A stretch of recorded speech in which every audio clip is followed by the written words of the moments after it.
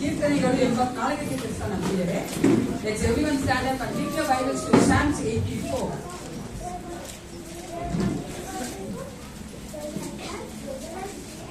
12 ವಚನಗಳಿದೆ. ನಾವು 11ನೇ ವಚನದವರೆಗೂ ಉತ್ತರ ಪತ್ರ ಓದಿಕೊಳ್ಳೋಣ. 12ನೇ ವಚನ ಒಟ್ಟಾಗಿ ಓದಿಕೊಳ್ಳೋಣ. There are 12 verses. Till 11th verse we are going to read responsibly. 12th verse we are going to read together.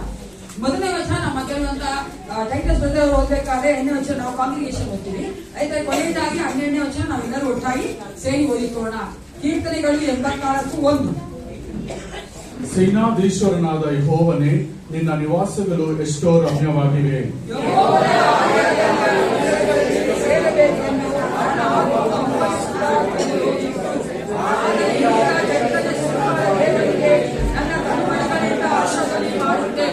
ಆಹಾ, ಸೇನಾಧೀಶ್ವರನಾದ ಯೆಹೋವ ದೇವರೇ, ನನ್ನ ಅರಸನೇ, ನಿನ್ನ ವೇದಿಗಳ ಸಮೀಪದಲ್ಲಿಯೇ ಗುಬ್ಬಿಗೆ ಮನೆಯೂ ಪಾರಿವಾಳಕ್ಕೆ ಮರಿ ಮಾಡುವ ಗೂಡು ದೊರಕಿತ್ತಲ್ಲ.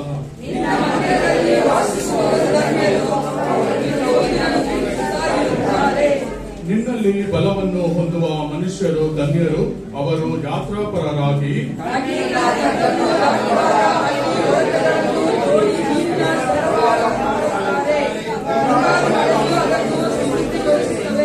ಅವರು ಹೆಚ್ಚಾಗಿ ಬಲ ಹೊಂದಿ ಚಿಯೋನ್ ಗಿರಿಯಲ್ಲಿ ದೇವರ ಸನ್ನಿಧಿಯನ್ನು ಸೇರಿ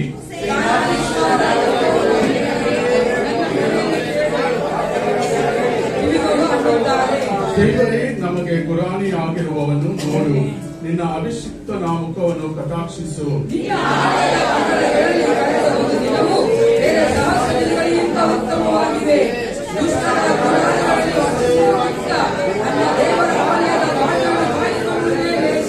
ಯೆಹೋವ ದೇವರು ಸೂರ್ಯನು ಗುರಾಣಿಯೂ ಆಗಿದ್ದಾನಲ್ಲ. ಯೆಹೋವನು ಕೃಪೆಯನ್ನು ಘನವನ್ನು ಅನುಗ್ರಹಿಸುವನು, ಆತನು ಸದ್ಭಕ್ತರಿಗೆ ಯಾವ ಶುಭವನ್ನು ದಯಪಾಲಿಸದೇ ಇದ್ದಾನು.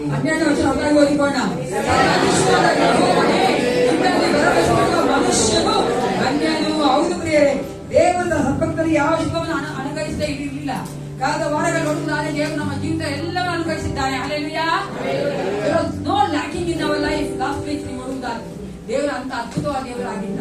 ನಾವು ನಮ್ಮನ್ನು ಒಪ್ಪಿಸಿಕೊಟ್ಟವರಾಗಿ ವಿಶೇಷವಾದ ಸಮಯ ದೇವರಿಂದ ನಮ್ಮಂತೆ ಇಟ್ಟುಕೊಂಡು ನಮಗೆ ಬೇಕಾದ ಆಲೋಚನೆಗಳನ್ನ, ಬೇಕಾದಂತ ಒಂದು ಅಭಿಷೇಕವನ್ನ, ಆ ಒಂದು ಮಾರ್ಗದರ್ಶನ ಕೊಟ್ಟು ನಡೆಸಿಕೊಂಡ್ರೆ ನಾವೆಲ್ಲ ನಾವು ತಗ್ಗಿಸಿಕೊಂಡವರಾಗಿ ಪ್ರೇ ಮಾಡಿಕೊಳ್ಳೋಣ, ಪ್ರಾರ್ಥನೆ ಮಾಡಿಕೊಳ್ಳೋಣ. ಪರಿಶುದ್ಧನೆ ಪರಿಶುದ್ಧನೆ ಸರ್ವೋತ್ತಮನೆ ಸೇನಾಧೀಶ್ವರ ಪರಲೋಕ ತಂದೆ ಅಪ್ಪ, ನಿನ್ನನೆ ಈ ಒಂದು ಮುಂಜಾನೆಗಾಗಿ ನಿನಗೆ ಸ್ತೋತ್ರ ಉಂಟಾಗಲಿ. ಮತ್ತೊಂದಾವರ್ತಿನ ಸನ್ನಿಧಾನಕ್ಕೆ ಈ ಒಂದು ಕೋಟಾಂಗದ ಕರ್ಕೊಂಬಂದಿಲ್ಲ ದೇವಾ, ನಿನಗೆ ಸ್ತೋತ್ರ ರಾಜ. ನಾವು ಬಲವಲ್ಲ ಏಸಪ್ಪ, ನಮ್ಮ ಒಂದು ಕರ್ತನೆ ಜ್ಞಾನವಲ್ಲ ಕರ್ತ, ಶುದ್ಧವಾದ ನಿನ್ನ ಕೃಪೆಗಾಗಿ ನಿನಗೆ ಕೋಟಿ ಕೋಟಿ ಸ್ತೋತ್ರ ಉಂಟಾಗಲಿ. ಬಂದಿರುವಂತ ಎಲ್ಲ ಮಕ್ಕಳ ಆಶೀರ್ವದಿಸು, ಬರುತ್ತಿರುವಂತಹ ಮಕ್ಕಳ ಆಶೀರ್ವದಿಸು ಏಸಪ್ಪ. ನಾವು ಈ ದಿನ ಮಾಡುವಂತಹ ಪ್ರತಿಯೊಂದು ಕಾರ್ಯಗಳಲ್ಲೂ ನಿನ್ನ ಹಸ್ತ ಇಟ್ಟುಕೊಂಡು ನಮ್ಮ ಮಾರ್ಗದರ್ಶನ ಮಾಡಿ ನೀನು ಕರ್ತನೆ ಮೈನೊಂದಿಕೊಳ್ಳಬೇಕೆಂದು ಯೇಸು ಕ್ರಿಸ್ತನ ನಾಮದಲ್ಲಿ ಪ್ರಾರ್ಥಿಸುತ್ತೇನೆ, ಒಳ್ಳೆಯ ಪಿತನೇ.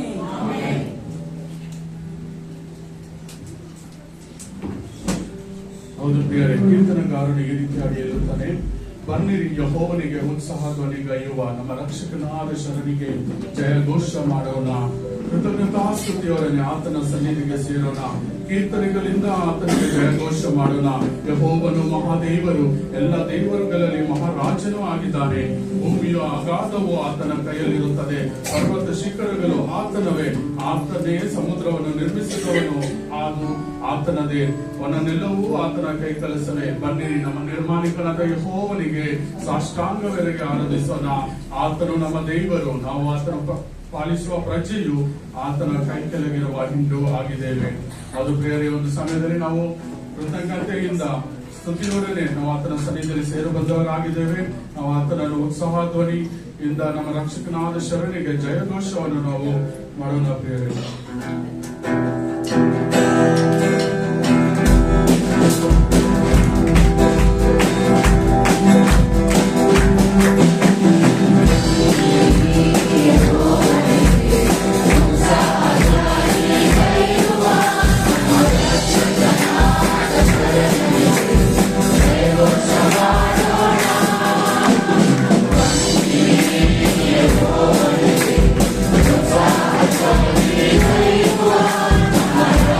Thank you.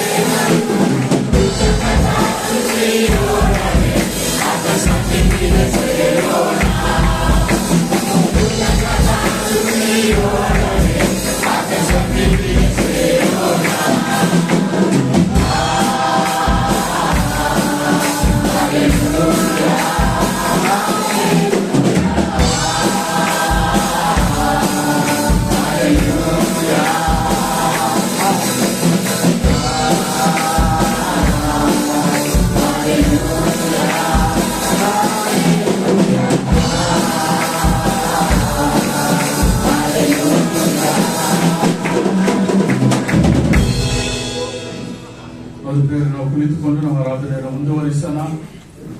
ಕೀರ್ತನೆಗಾರನು 34ರಲ್ಲಿ ಈ ರೀತಿಯಾಗಿ ಹೇಳುತ್ತಾನೆ, ನಾನು ಯೆಹೋವನನ್ನು ಎಡಬಿಡದೆ ಕೊಂಡಾಡುವೆನು, ಆತನ ಸ್ತೋತ್ರವು ಯಾವಾಗಲೂ ನನ್ನ ಬಾಯಲ್ಲಿ ಇರುವುದು, ನನ್ನ ಮನಸ್ಸು ಯೆಹೋವನಲ್ಲಿ ಹಿಗ್ಗುತ್ತಿರುವುದು, ಇದನ್ನು ದೀನರು ಕೇಳಿ ಸಂತೋಷಿಸುವರು. ನನ್ನೊಡನೆ ಯೆಹೋವನನ್ನು ಕೊಂಡಾಡಿರಿ, ನಾವು ಒಟ್ಟಾಗಿ ಆತನ ಹೆಸರನ್ನು ಘನಪಡಿಸೋಣ. ಅದು ಪ್ರಿಯರ ಸಮಯದಲ್ಲಿ ನಾವೆಲ್ಲರೂ ಒಟ್ಟಾಗಿ ಆತನ ಹೆಸರನ್ನು ಘನಪಡಿಸೋಣ. ಪ್ರಿಯರೇ, ನಾವು ಕುಂತು ಹೋಗದ ಹಾಗೆ ಸಂತೋಷದಿಂದ ನಮ್ಮ ಕೈಗಳನ್ನು ತಟ್ಟುತ್ತಾ ನಾವು ಆತನನ್ನು ಸ್ತುತಿಸೋಣ.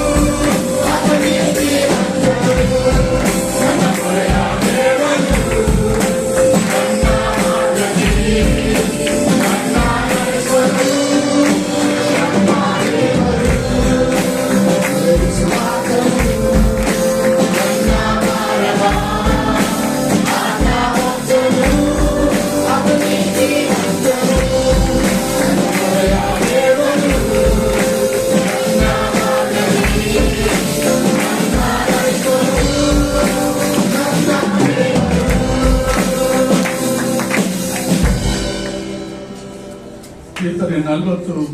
ನಾನು ಯೆಹೋವನಿಗೋಸ್ಕರ ನಿರೀಕ್ಷಿಸಿದೆನು, ಆತನು ನನ್ನ ಮೊರೆಗೆ ಕಿವಿಗೊಟ್ಟು ಲಕ್ಷಿಸಿದನು.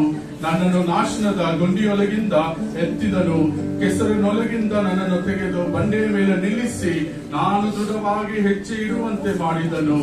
ಆತನು ನನ್ನ ಬಾಯಲ್ಲಿ ನೂತನ ಕೀರ್ತನೆಯನ್ನು ಹುಟ್ಟಿಸಿದ್ದಾನೆ, ಅದು ನಮ್ಮ ದೇವರ ಸ್ತೋತ್ರವೇ ಆಗಿದೆ. ಯೋಹಾನ 14:6 ಹೇಳುತ್ತದೆ, ಯೇಸು ಅವನಿಗೆ, ನಾನೇ ಮಾರ್ಗವು ಸತ್ಯವೂ ಜೀವವೂ ಆಗಿದ್ದೇನೆ, ನನ್ನ ಮೂಲಕವಾಗಿ ಹೊರತು ಯಾರೂ ತಂದೆಯ ಬಳಿಗೆ ಬರುವುದಿಲ್ಲ. ಪ್ರಕಟಣೆ 7:12. ಆಮೆನ್. ಸ್ತೋತ್ರವು, ಪ್ರಭಾವವು, ಜ್ಞಾನವು, ಕೃತಜ್ಞತಾಸ್ತುತಿಯು, ಮಾನವು, ಬಲವು, ಶಕ್ತಿಯು ನಮ್ಮ ದೇವರಿಗೆ ಯುಗ ಯುಗಾಂತರಗಳಲ್ಲಿಯೂ ಇರಲಿ. ಆಮೇನ್ ಎಂದು ಹೇಳುತ್ತಾ ದೇವರನ್ನು ಆರಾಧಿಸಿದರು. ಪ್ರಿಯರೇ, ಹೌದು, ಆತನು ತಾನೇ ನಮ್ಮ ಒಂದು ಹೆಜ್ಜೆಯನ್ನು ಬಂಡೆಯ ಮೇಲೆ ನಿಲ್ಲಿಸಿದನ. ಪ್ರಿಯರೇ, ನಮ್ಮ ಕರ್ತನು, ನಮ್ಮ ಒಂದು ರಕ್ಷಕನಾಗಿರುವಂತ ಯೇಸು ಕ್ರಿಸ್ತನು ಈ ಒಂದು ಸಮಯದಲ್ಲಿ ಯೇಸು ವಲ್ಲಭ, ಯೇಸು ರಕ್ಷಕ ಎಂಬ ರೀತಿಯಲ್ಲಿ ನಾವು ಆತನನ್ನು ಆರಾಧಿಸೋಣ.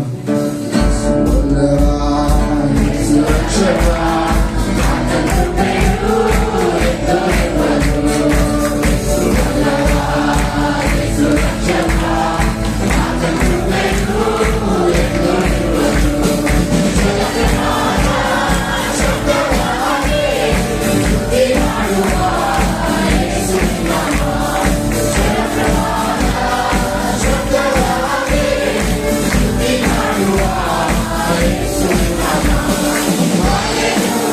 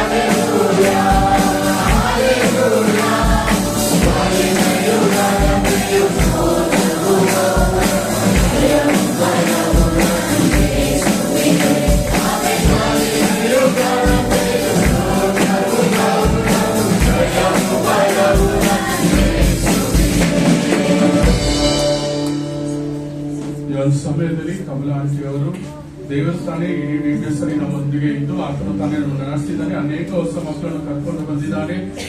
ಸಭೆಯ ಪರವಾಗಿ, ಮಕ್ಕಳ ಪರವಾಗಿ ದೇವರನ್ನು ನಾವು ಸ್ತುತಿಸಬೇಕಾಗಿ ಕೇಳ್ಕೊಂತೇವೆ.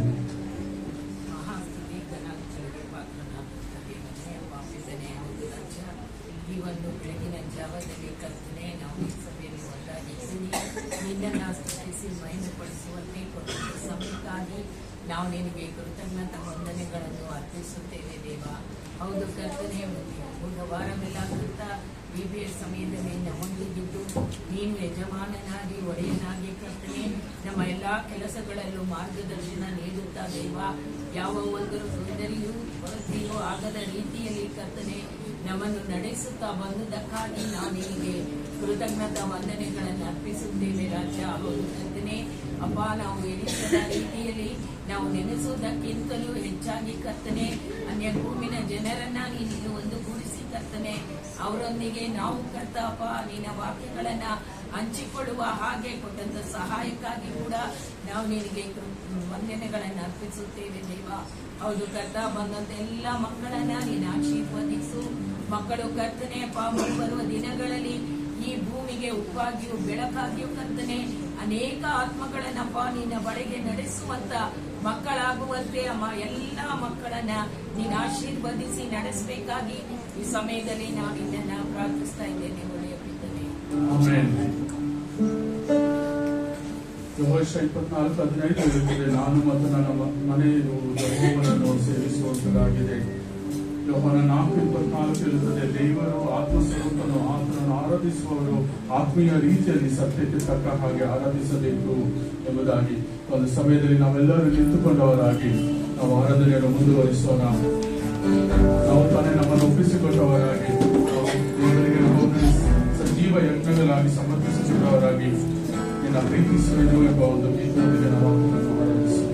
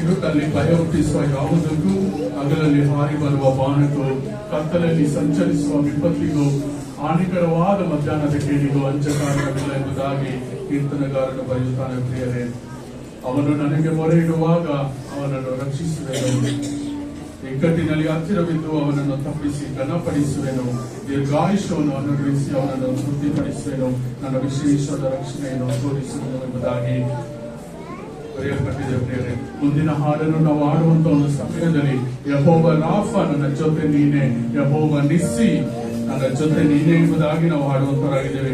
ಈ ಒಂದು ಯೆಹೋವ ರಾಫ ಎಂಬುದಾಗಿ ನಾವು ನೋಡುವುದಾದರೆ ಹಳೆಯೊಡಂಬಡಿಕೆಯಲ್ಲಿ ವಿಮೋಚನೆ ಕಾಂಡ 15ನೇ ಒಂದು ಅಧ್ಯಾಯದಲ್ಲಿ ನಾವು ನೋಡುತ್ತೇವೆ. ಶೂರ್ ಅರಣ್ಯದಲ್ಲಿ ಅವರು ಪ್ರವಾಸ ಮಾಡಿ ಒಂದು ರೆಡ್ ಸಿ ಕ್ರಾಸ್ ಆದ ನಂತರ ಆ ಒಂದು ಶೂರ್ ಅರಣ್ಯಕ್ಕೆ ಬಂದಾಗ ಅಲ್ಲಿ ಅವರಿಗೆ ನೀರು ಸಿಗದೇ ಇರುವಂತಹ ಒಂದು ಸಮಯದಲ್ಲಿ ಮಾರಾ ಎಂಬ ಒಂದು ಸ್ಥಳಕ್ಕೆ ಬರುವಂತವರಾಗಿದ್ದಾರೆ. ಪ್ರಿಯರೇ, ಅಲ್ಲಿ ಕಹಿಯಾದ ನೀರನ್ನು ಅವರು ಕುಡಿಯಕ್ಕಾಗದೇ ಇರುವಂತಹ ಒಂದು ಸಮಯದಲ್ಲಿ ಅವರು ದೇವರೊಟ್ಟಿಗೆ ಮೋಶೆಯೊಟ್ಟಿಗೆ ಅವರು ಗುಣಮುಟ್ಟುವುದನ್ನು ನಾವು ನೋಡುತ್ತೇವೆ. ಆಗ ಮೋಶೆಯು ದೇವರೊಂದಿಗೆ ಪ್ರಾರ್ಥನೆ ಮಾಡುವಂತಹ ಒಂದು ಸಮಯದಲ್ಲಿ ಒಂದು ಗಿಡವನ್ನು ಆ ಒಂದು ನೀರಿನಲ್ಲಿ ಹಾಕಿದಾಗ ಆ ಒಂದು ನೀರು ಏನಾಯಿತು, ಮಾರ ಮಧುರವಾಯಿತು ಎಂಬುದಾಗಿ ನಾವು ನೋಡುತ್ತೇವೆ. ಹೌದು, ನೀವು ನಿಮ್ಮ ದೇವರಾದ ಯೆಹೋವನ ಮಾತನ್ನು ಶ್ರದ್ಧೆಯಿಂದ ಕೇಳಿ ಆತನ ದೃಷ್ಟಿಗೆ ಸರಿ ಬೀಳುವುದನ್ನು ಮಾಡಿ ಆತನ ಆಜ್ಞೆಗಳಿಗೆ ವಿಧೇಯರಾಗಿದ್ದು ಆತನ ಕಟ್ಟಳೆಗಳನ್ನೆಲ್ಲ ಅನುಸರಿಸಿ ನಡೆದರೆ ನಾನು ಐಗುಪ್ತರಿಗೆ ಉಂಟು ಮಾಡಿದ ವ್ಯಾಧಿಗಳಲ್ಲಿ ಒಂದನ್ನು ನಿಮಗೆ ಬರಗೊಳಿಸುವುದಿಲ್ಲ. ಯೆಹೋವನೆಂಬ ನಾನೇ ನಿಮಗೆ ಆರೋಗ್ಯದಾಯಕನು. ಹೌದು ಪ್ರಿಯರೇ, ಅದೇ ರೀತಿಯಾಗಿ ವಿಮೋಚನೆ ಕಾಂಡ 17ನೇ ಒಂದು ಅಧ್ಯಾಯದಲ್ಲಿ ನಾವು ನೋಡುತ್ತೇವೆ. ಇಸ್ರಾಯೇಲಿಯರು ಅರಣ್ಯ ಪ್ರದೇಶದಲ್ಲಿ ಒಂದು ರೆಫಿಡಿಮ್ ಎಂಬ ಒಂದು ಸ್ಥಳಕ್ಕೆ ಬಂದಾಗ ಅಮಲೇಕರು ಅವರ ವಿರುದ್ಧವಾಗಿ ಯುದ್ಧಕ್ಕೆ ಬಂದಂತ ಸಮಯದಲ್ಲಿ ಮೋಶೆ ಯೆಹೋಶನ ಒಂದು ಭಕ್ತರು ಅಮಲೇಕರ ವಿರುದ್ಧ ಹೋರಾಡುವಂತ ಒಂದು ಸಮಯದಲ್ಲಿ ಮೋಶೆಯು ತನ್ನ ಕೈಗಳನ್ನು ಮೇಲೆ ಕೆತ್ತುವಂತ ಒಂದು ಸಮಯದಲ್ಲಿ ಇಸ್ರೇಲಿಗೆ ಜಯವು ಸಿಗುವಂತದ್ದಾಗಿತ್ತು.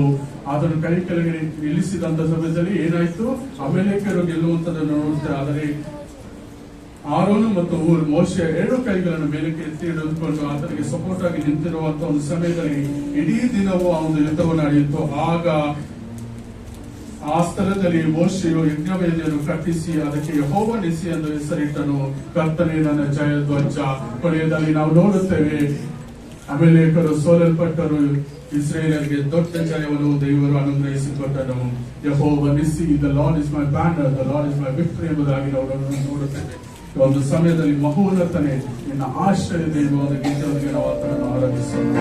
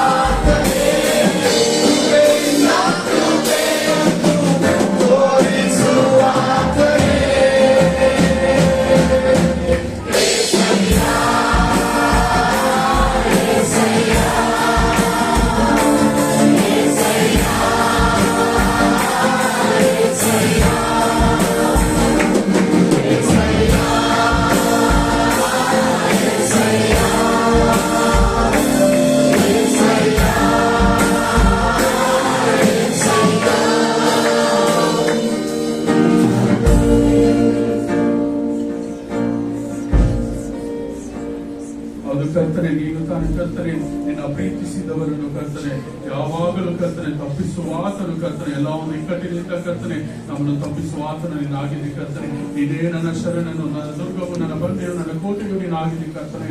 ಹೌದು ಕರ್ತನೆ, ನೀನು ತಾನೇ ಕರ್ತನೆ ನಾದಿಯಲ್ಲೇ ನಮ್ಮನ್ನು ಆರಿಸಿಕೊಂಡಂತ ದೇವನು, ವಾಗ್ದಾನ ಮಾಡಿದ ಆತನು ನೀನು ನಂಬಿಗಸ್ತನಾದಂತ ದೇವನು ನೀನಾಗಿದೆ ಕರ್ತನೆ. ಅದಕ್ಕಾಗಿ ನಿಮಗೆ ಸ್ತೋತ್ರ ಕರ್ತನೆ. ಹೌದು ಕರ್ತನೆ, ಒಂದು ಬೆಳಗಿನ ಜಾವದಲ್ಲಿ ಕರ್ತನೆ, ಹೌದು ಕರ್ತನೆ, ಈ ಒಂದು ಪುನರುತ್ಥಾನದ ದಿನದಂದು ಕರ್ತನೆ ನೀನು ತಾನೇ ನಮ್ಮ ಮಧ್ಯದಲ್ಲಿ ಕರ್ತನೆ ಮಧ್ಯಸ್ಥಿಕನಾಗಿದ್ದುಕೊಂಡು ಕರ್ತನೆ ನಮ್ಮನ್ನು ನಡೆಸಿದಕ್ಕಾಗಿ ನಿನಗೆ ಸ್ತೋತ್ರಗಳನ್ನು ಸಲ್ಲಿಸುವಂತನಾಗಿದ್ದಾನೆ. ಹೌದು ಕರ್ತನೆ, ನೀನು ತಾನೇ ಮಹಿಮೆ ಹೊಂದಿಕೊಂಡಿರೋದಕ್ಕಾಗಿ ಕರ್ತನೆ ನಿನಗೆ ಸ್ತೋತ್ರಗಳನ್ನು ಸಲ್ಲಿಸುವಂತನಾಗಿದ್ದಾನೆ. ಹೌದು ಕರ್ತನೆ, ಮುಂದಿನ ಒಂದು ಆರಾಧನೆಯ ಭಾಗನೂ ಸಹ ಕರ್ತನೆ ನೀನು ತಾನು ಆಶೀರ್ವದಿಸಿ ನಡೆಸಿಕೊಡಬೇಕಾಗಿ ಎಲ್ಲ ಒಂದು ಪ್ರೋಗ್ರಾಮ್ ಕರ್ತನೆ, ಮೆಸೇಜ್ ಅನ್ನು ಕರ್ತನೆ, ಆಫರಿಂಗ್ ಅನ್ನು ಕರ್ತನೆ ಎಲ್ಲವನ್ನು ಕರ್ತನೆ ನೀನು ಹತೋಟಿಯಲ್ಲಿ ತೆಗೆದುಕೊಂಡು ನಡೆಸಿಕೊಡಬೇಕಾಗಿ ನಜರೇತರ ಯೇಸು ಕ್ರಿಸ್ತನ ನಾಮದಲ್ಲಿ ಬಿಡಿಯೋದಿದ್ದೇನೆ ತಂದೆಯೇ.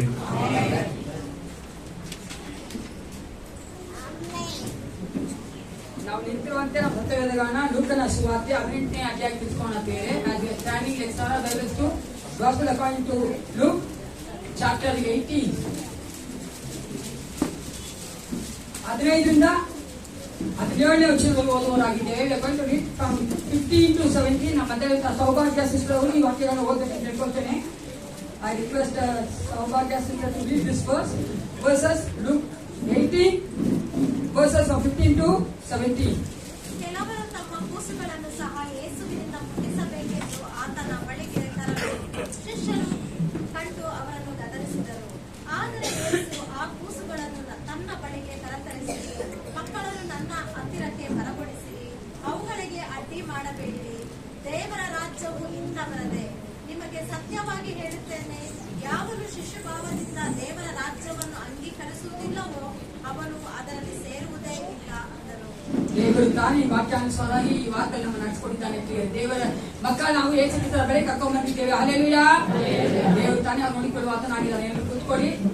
ಸಮಯದಲ್ಲಿ ಕಾಣಿಕೆ ತೆಗೆಯುವ ಸಮಯದಲ್ಲಿ ವರ್ಷಿಪ್ ಟೀಮ್ ಅವರು ಹಾಡಾಡ್ತಾರೆ. ಮಕ್ಕಳು ಸೈಲೆಂಟ್ ಆಗಿರ್ಬೇಕು.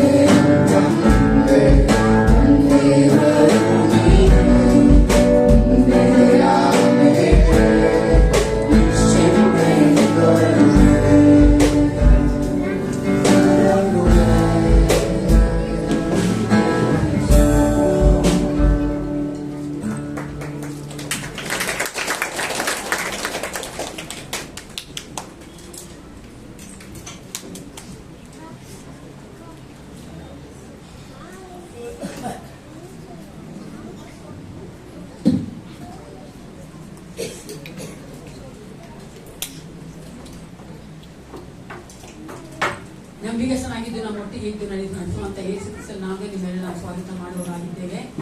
Are you happy in the presence of the Lord? ದೇವರು ಯಾವಾಗಲೂ ಹೇಳುವಂತೆ ನಮ್ಮ ಒಂದು ದೇವರು ಮಾತ್ರ ನಮ್ಮ ಸಂತತಿಯ ದೇವರಾಗಿದ್ದಾನೆ. He is a God of generations. ಎಷ್ಟು ಹೆಚ್ಚಾಗಿ ದೇವರು ನಮ್ಮ ಪ್ರೀತಿ ಮಾಡ್ತಾ ಇರ್ತಾರೆ. ಈ ಒಂದು ಸಮಯದಲ್ಲಿ ಮುಂದಿನ ವಾರದಲ್ಲಿರುವಂತ ಬರ್ತಡೇ ಆಚರಿಸುವಂತವರು ಮದುವೆ ದಿನ ಆಚರಿಸಿಕೊಂಡಿರುವ ನಿಂತುಕೊಳ್ಳಿ ನಾನು ನಿಮಗೋಸ್ಕರವಾಗಿ ಪ್ರಾರ್ಥನೆ ಮಾಡ್ತೇವೆ. If anyone is going to celebrate birthday and the marriage wedding anniversaries, please stand up, we'll pray for you. Sister, Deepika ಪುನಿ ನಿಮ್ಮ ಮಗಳದಲ್ವಾ ಆನಿವರ್ಸರಿ? ನಿಮ್ ಬರ್ತಡೇ ಆನಿವರ್ಸರಿ ಬರ್ತಾರೆ. ಮೂರು ಮಗ ಒಂದೇ ಈಸಿ ಆಯ್ತು ನೀವು ಪ್ಲೇಟ್ ಮಾಡಕ್ಕೆ. ನೀನಪ್ಪ ವಿನಯ್ ನೀನಲ್ಲಪ್ಪ ಡಾಕ್ಟರ್ ಸೈಡ್ ಓಕೆನಾ? ಸ್ವಲ್ಪ ಹೊತ್ತು ಆಮೇಲೆ ನೀವು ಕಾಯ್ತು ಅವನು ನಾವು ಸೈಡ್ ಆಗಿರ್ತೀವಿ. ಪ್ರಾರ್ಥನೆ ಮಾಡ್ಕೊಳ್ಳೋಣ. ಪರಿಶುದ್ಧನು ಸರ್ವೋತ್ತಮ ಸರ್ವೊಳಗುಣ ಅಂತ ಪರಲೋಕ ತಂದೆ ಅಪ್ಪ, ಇವರು ವೇಳೆ ರಾಜ ದೀಪಿಕಾ ಪುನೀಕ ಕಿರೀಟ ನೀವು ಒಪ್ಪಿಸಿಕೊಡುತ್ತೇನೆ ಅಪ್ಪ. ಮಕ್ಕಳ ಜೀವಿತ ಕೊಟ್ಟಿದ್ದೀನಿ. ಎಲ್ಲಕ್ಕಿಂತ ಹೆಚ್ಚಾಗಿ ಲೋಕದಲ್ಲಿ ಬೇಕಾದಂತ ಆಶೀರ್ವಾದ ರಕ್ಷಣೆ ಅದನ್ನ ಮಕ್ಕಳು ಕೊಡಬೇಕೆ ನಾವು ಒಪ್ಪಿಸಿಕೊಡುತ್ತೇನಪ್ಪ.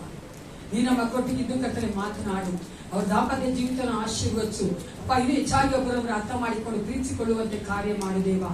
ಬೇಕಾದ ಆರೋಗ್ಯ ದಯಪಾಲಿಸಿಕೊಡು ಅಪ್ಪ. ಒಂದು ವೇಳೆ ರಾಜ ಪದ್ಮ ಮಗನಿಗೆ ಒಪ್ಪಿಸಿಕೊಡುತ್ತಾರೆ. ವಯಸ್ಸಾದ ಕಾಲವಿರುವಂತ ಎಲ್ಲ ಬಲಹೀನತೆಗಳ ಅನಾರೋಗ್ಯ ತೆಗೆದುಹಾಕು ರಾಜ ಯೆಹೋವ ಅಪ್ಪ. ರಾಫ್ ಆಗಿದ್ದು ಮಗನ ಆರೋಗ್ಯದಲ್ಲಿ ತುಂಬಿಸಬೇಕೆ ನಾನು ಒಪ್ಪಿಸಿಕೊಡುತ್ತೇನಪ್ಪ. ನಿನ್ನ ಒಂದು ಮಂದಿರಕ್ಕೆ ಬರುವಂತ ಮಗಳು ಕರ್ತನೆ, ನಾಳೆಗೆ ಬರುವಂತ ಮಗಳು, ನಿನ್ನ ಪ್ರೀತಿಸುವಂತ ಮಗಳು, ನಿನಗಾಗಿ ನಿಂತಿರುವಂತ ಮಗನ ಆಶೀರ್ವದಿಸು ದೇವ. ಆ ಮಗಳು ಮಾಡುವಂತ ಎಲ್ಲಾ ಪ್ರಾರ್ಥನೆ ಕೇಳಿ ಉತ್ತರಿಸುವಂತ ದೇವನಾಗಿದ್ದು ಆ ಮಗಳೊಟ್ಟಿಗೆ ಇದು ಜೀವಿಸಬೇಕೆ ನಾವು ಒಪ್ಪಿಸಿಕೊಡುತ್ತೇವೆ.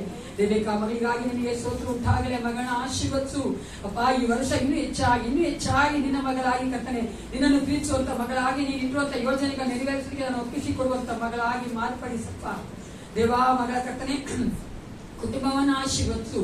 ಮಗಳ ಪ್ರಾರ್ಥನೆ ಕೇಳುವಂತ ದೇವನಾಗಿದ್ದು ಕರ್ತನೆ, ಪರಿಶುದ್ಧನೆ ಬೇಕಾದ ಕರ್ತನೆ, ಪರಲೋಕದ ಜ್ಞಾನ ಕೊಟ್ಟು ಅಪ್ಪ ನಿನ್ನ ಒಂದು ಕೃಪೆಯನ್ನು ತುಂಬಿಸಿ ತಾಳ್ಮೆಯನ್ನು ಕೊಟ್ಟು ನಡೆಸಬೇಕೆಂದು ನಾನು ಒಪ್ಪಿಸಿಕೊಡುತ್ತೇನೆ. ಕರ್ದಾತ ನಂಬಿಗಸ್ತರಾಗಿದ್ದು ಎಲ್ಲವನ್ನ ನಿನ್ನ ಸಮಯಕ್ಕೆ ತಕ್ಕ ಹಾಗೆ ಸುಂದರವಾಗಿ ಮಾಡಿ ಮುಗಿಸಿ ಅದಕ್ಕಾಗಿ ನಿನಗೆ ಸ್ತೋತ್ರ ಉಂಟಾಗಲಿ ರಾಜ ಅಪ್ಪ.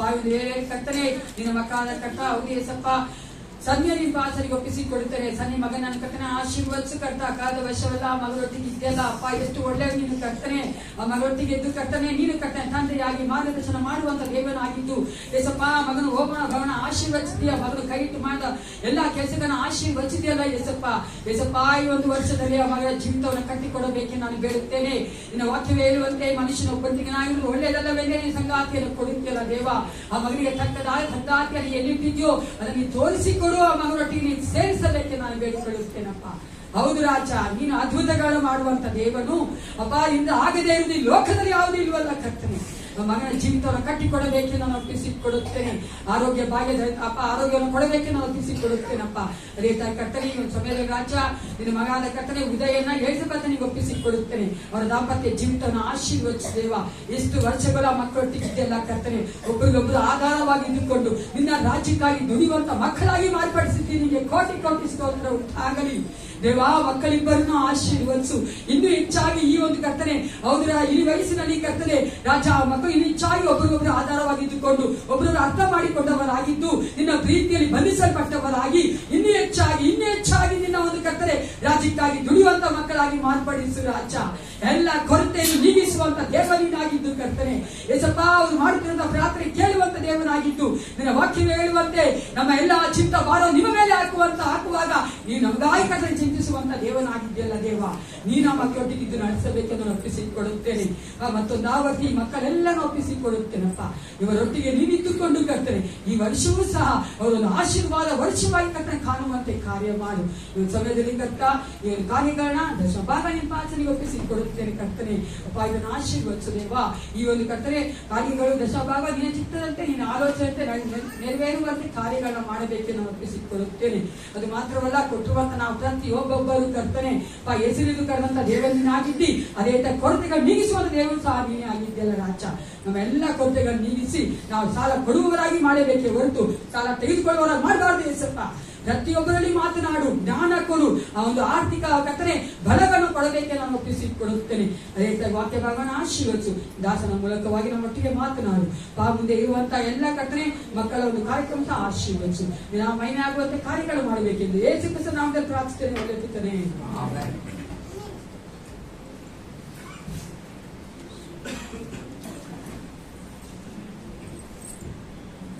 ಇವತ್ತು ನಾವು ವಿಶೇಷವಾದ ಒಂದು ದೇವರಲ್ಲಿದ್ದೇವೆ.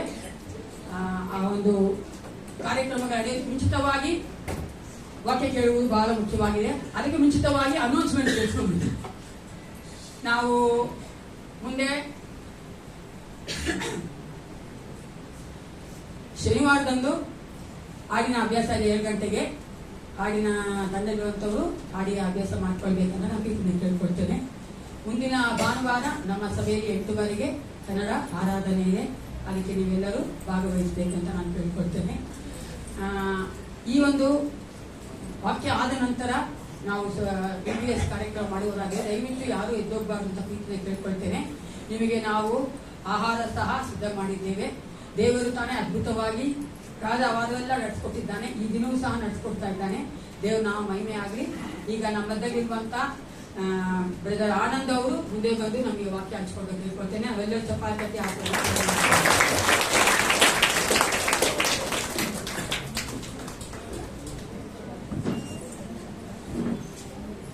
ಎಲ್ಲರಿಗೂ ಪ್ರೈಸ್ ಲಾರ್ಡ್. ಸೊ ತಮ್ಮೆಲ್ಲರಿಗೂ ಪ್ರಭು ಯೇಸು ಕ್ರಿಸ್ತನ ನಾಮದಲ್ಲಿ ಮುಂಜಾನೆ ವಂದನೆಗಳು. ಮತ್ತು ನಾವಷ್ಟೇ ನಮ್ಮ ದಿವ್ಯಚಿತ್ರ ಸಭೆಗೆ ಬರುವಂಥದ್ದು ನಿಜವಾಗ್ಲೂ ಒಂದು ಸಂತೋಷಕರವಾದ ವಿಷಯ. ಹಾಗೆ ನಮ್ಮ ಸಭಾಪಕರಾಗಿರುವಂತಹ ಜೆಕ್ ಫ್ರಾನ್ಸಿಸ್ ಅವರು, ಸ್ಯಾಮ್ಯುಯಲ್ ಜೊತೆ ಅವರು, ಜಾಯ್ಸಿ ಅವರೆಲ್ಲ ಇರೋದು ತುಂಬಾ ಸಂತೋಷ. ಮತ್ತು ನಮ್ಮ ಜಿಲ್ಲಾ ಮೇಲ್ವಿಚಾರಕರು ಮತ್ತು ಪಾಸ್ಟ್ ಆಗಿರುವಂತಹ ಅಮಿತಾಭ್ ನಮಗೆ ಧನ್ಯವಾದಗಳು. ಪ್ರತಿ ವರ್ಷ ನಮ್ಮೊಂದು ನನಗೆ ಗೊತ್ತಿರೋ ಮಟ್ಟಿಗೆ 93-94 ಇಂದ ಮೈಕ್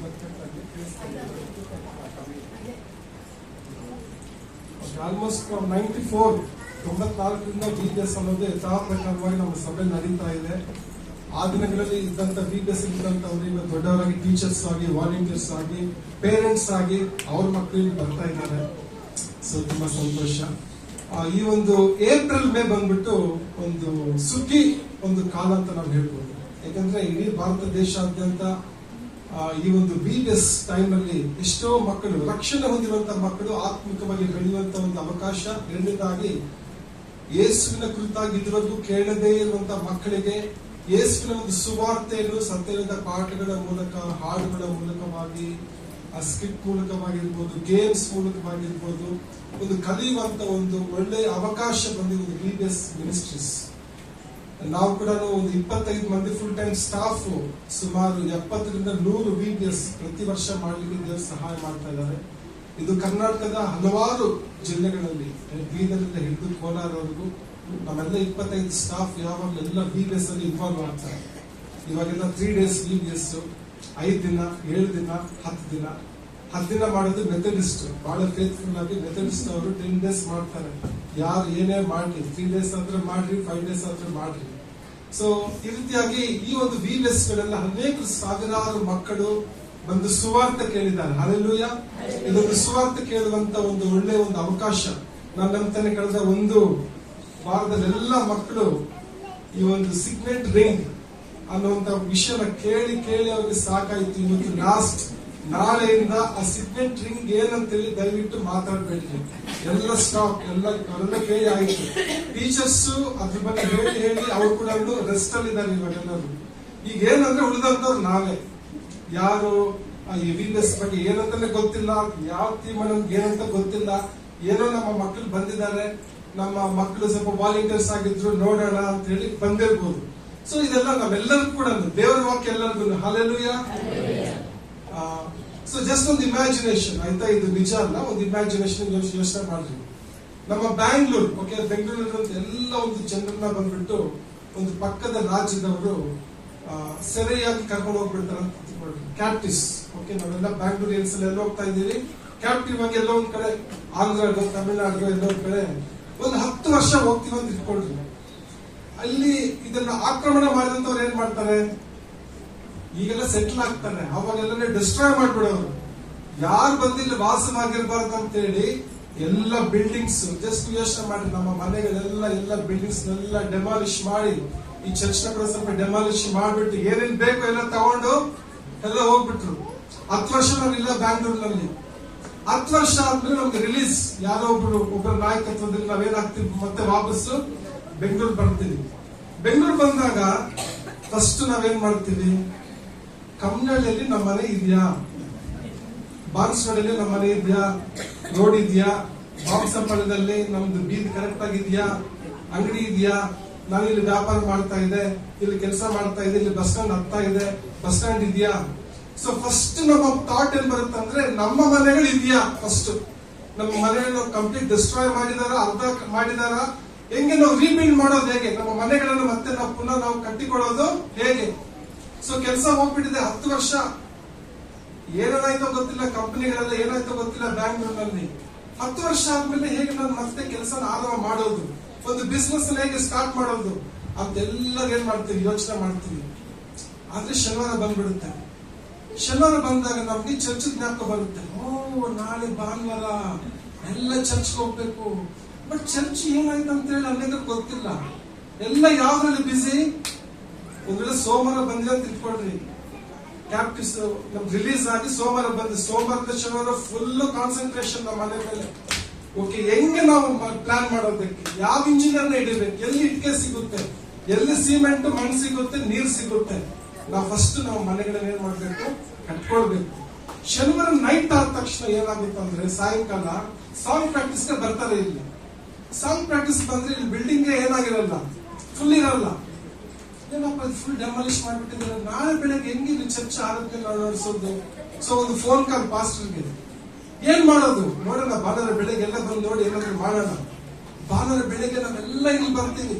ಇಲ್ಲಿ ಬಂದಾಗ ವರ್ಷಿಪ್ ಮಾಡ್ಲಿಕ್ಕೆ ಬಿಲ್ಡಿಂಗೇ ಇಲ್ಲ, ಎಲ್ಲ ಹೊಡೆದಾಗ್ಬಿಟ್ಟಿದ್ದಾರೆ. ಜಸ್ಟ್ ನಿಮ್ಗೆ ಹೇಗೆ ಅನ್ಸುತ್ತೆ, ಜಸ್ಟ್ ಯೋಚನೆ ಮಾಡ್ರಿ. ಅದೇ ಒಂದು ಸನ್ನಿವೇಶವನ್ನು ನಾವು ಹಗ್ಗಾಯನ ಪ್ರವಾದನೆ ಗ್ರಂಥ 2ನೇ ಅಧ್ಯಾಯ 23ನೇ ವಚನ ನೋಡ್ಲಿಕ್ಕಿದ್ದೇವೆ. ನಾವು ನಮ್ಮ ಸತ್ಯವೇದವನ್ನು ಹಳೆಯ ಮಡಿಕೆಯಲ್ಲಿ ಹಗ್ಗಾಯನ ಪ್ರವಾದನೆ ಗ್ರಂಥ 2ನೇ ಅಧ್ಯಾಯ ನಾವು 20ರಿಂದ 23 ವಚನ ಓದ್ಕೊಳ್ಳೋಣ. Okay, book of Haggai chapter 2 verses from 20 to 23.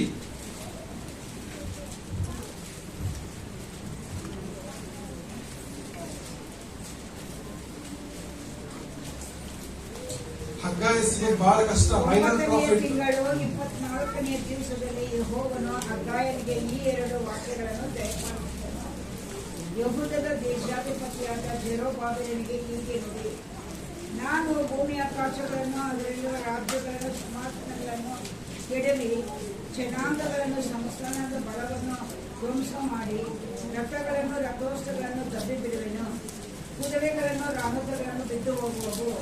ಪ್ರತಿಯೊಬ್ಬನು ತನ್ನ ಕಡೆಯಿಂದ ಕತ್ತಿಯಿಂದ ಹತನಾಗುವನು. ಸೈನ್ಯಾಧೀಶ್ವರನಾದ ಯೆಹೋವನು ಇಂತೆನ್ನುತ್ತಾನೆ, ಶೆಯಲ್ತೀಯೇಲನ ಮಗನಾದ ನನ್ನ ಸೇವಕನಾದ ಜೆರುಬ್ಬಾಬೆಲನೇ, ಈ ದಿನದಲ್ಲಿ ನಾನು ನಿನ್ನನ್ನು ತೆಗೆದುಕೊಂಡು ಮುದ್ರೆ ಉಂಗುರವನ್ನಾಗಿ ಮಾಡಿಕೊಳ್ಳುವೆನು. ಇದಕ್ಕೆ ನಿನ್ನನ್ನು ಆರಿಸಿಕೊಂಡಿದ್ದೇನೆ. ಇದು ಸೇನಾಧೀಶ್ವರನಾದ ಯೆಹೋವನ ನುಡಿ. Okay, thank you. ಕರ್ತನಾಮಕ್ಕೆ ಸ್ತೋತ್ರವೆಲ್ಲ. ನಮ್ಮ ಕನ್ನಡ ಮುಂಚಿತವಾಗಿ ನಾವು ಪ್ರಾರ್ಥನೆ ಮಾಡೋಣ. ನಮ್ಮನ್ನು ಬಹಳವಾಗಿ ಪ್ರೀತಿ ಮಾಡುವ ನಮ್ಮ ತಂದೆಯ ದೇವರೇ, ಈ ಮಿನಿಸ್ಟ್ರೀಸ್ಗಾಗಿ ನಾವು ನಿಮಗೆ ಸ್ತೋತ್ರ ಮಾಡುತ್ತೇವೆ. ಈ ಒಂದು ಸೇವೆಯ ನಾಯಕರುಗಳು ಸ್ವಾಮಿ ಪ್ರಾರ್ಥನಾ ಪೂರ್ವಕವಾಗಿ ಆದುಕೊಂಡಂತ ಒಂದು ವೇದ ಭಾಗಕ್ಕಾಗಿ ನಿಮಗೆ ಸ್ತೋತ್ರ. ಇವತ್ತು ಭಾರತ ದೇಶಾದ್ಯಂತ ಸ್ವಾಮಿ ಎಲ್ಲೆಲ್ಲಿ ಬಿಸಿನೆಸ್ ನಡೀತಾ ಇದೆಯೋ ಅಲ್ಲಿ ಸ್ವಾಮಿ ಈ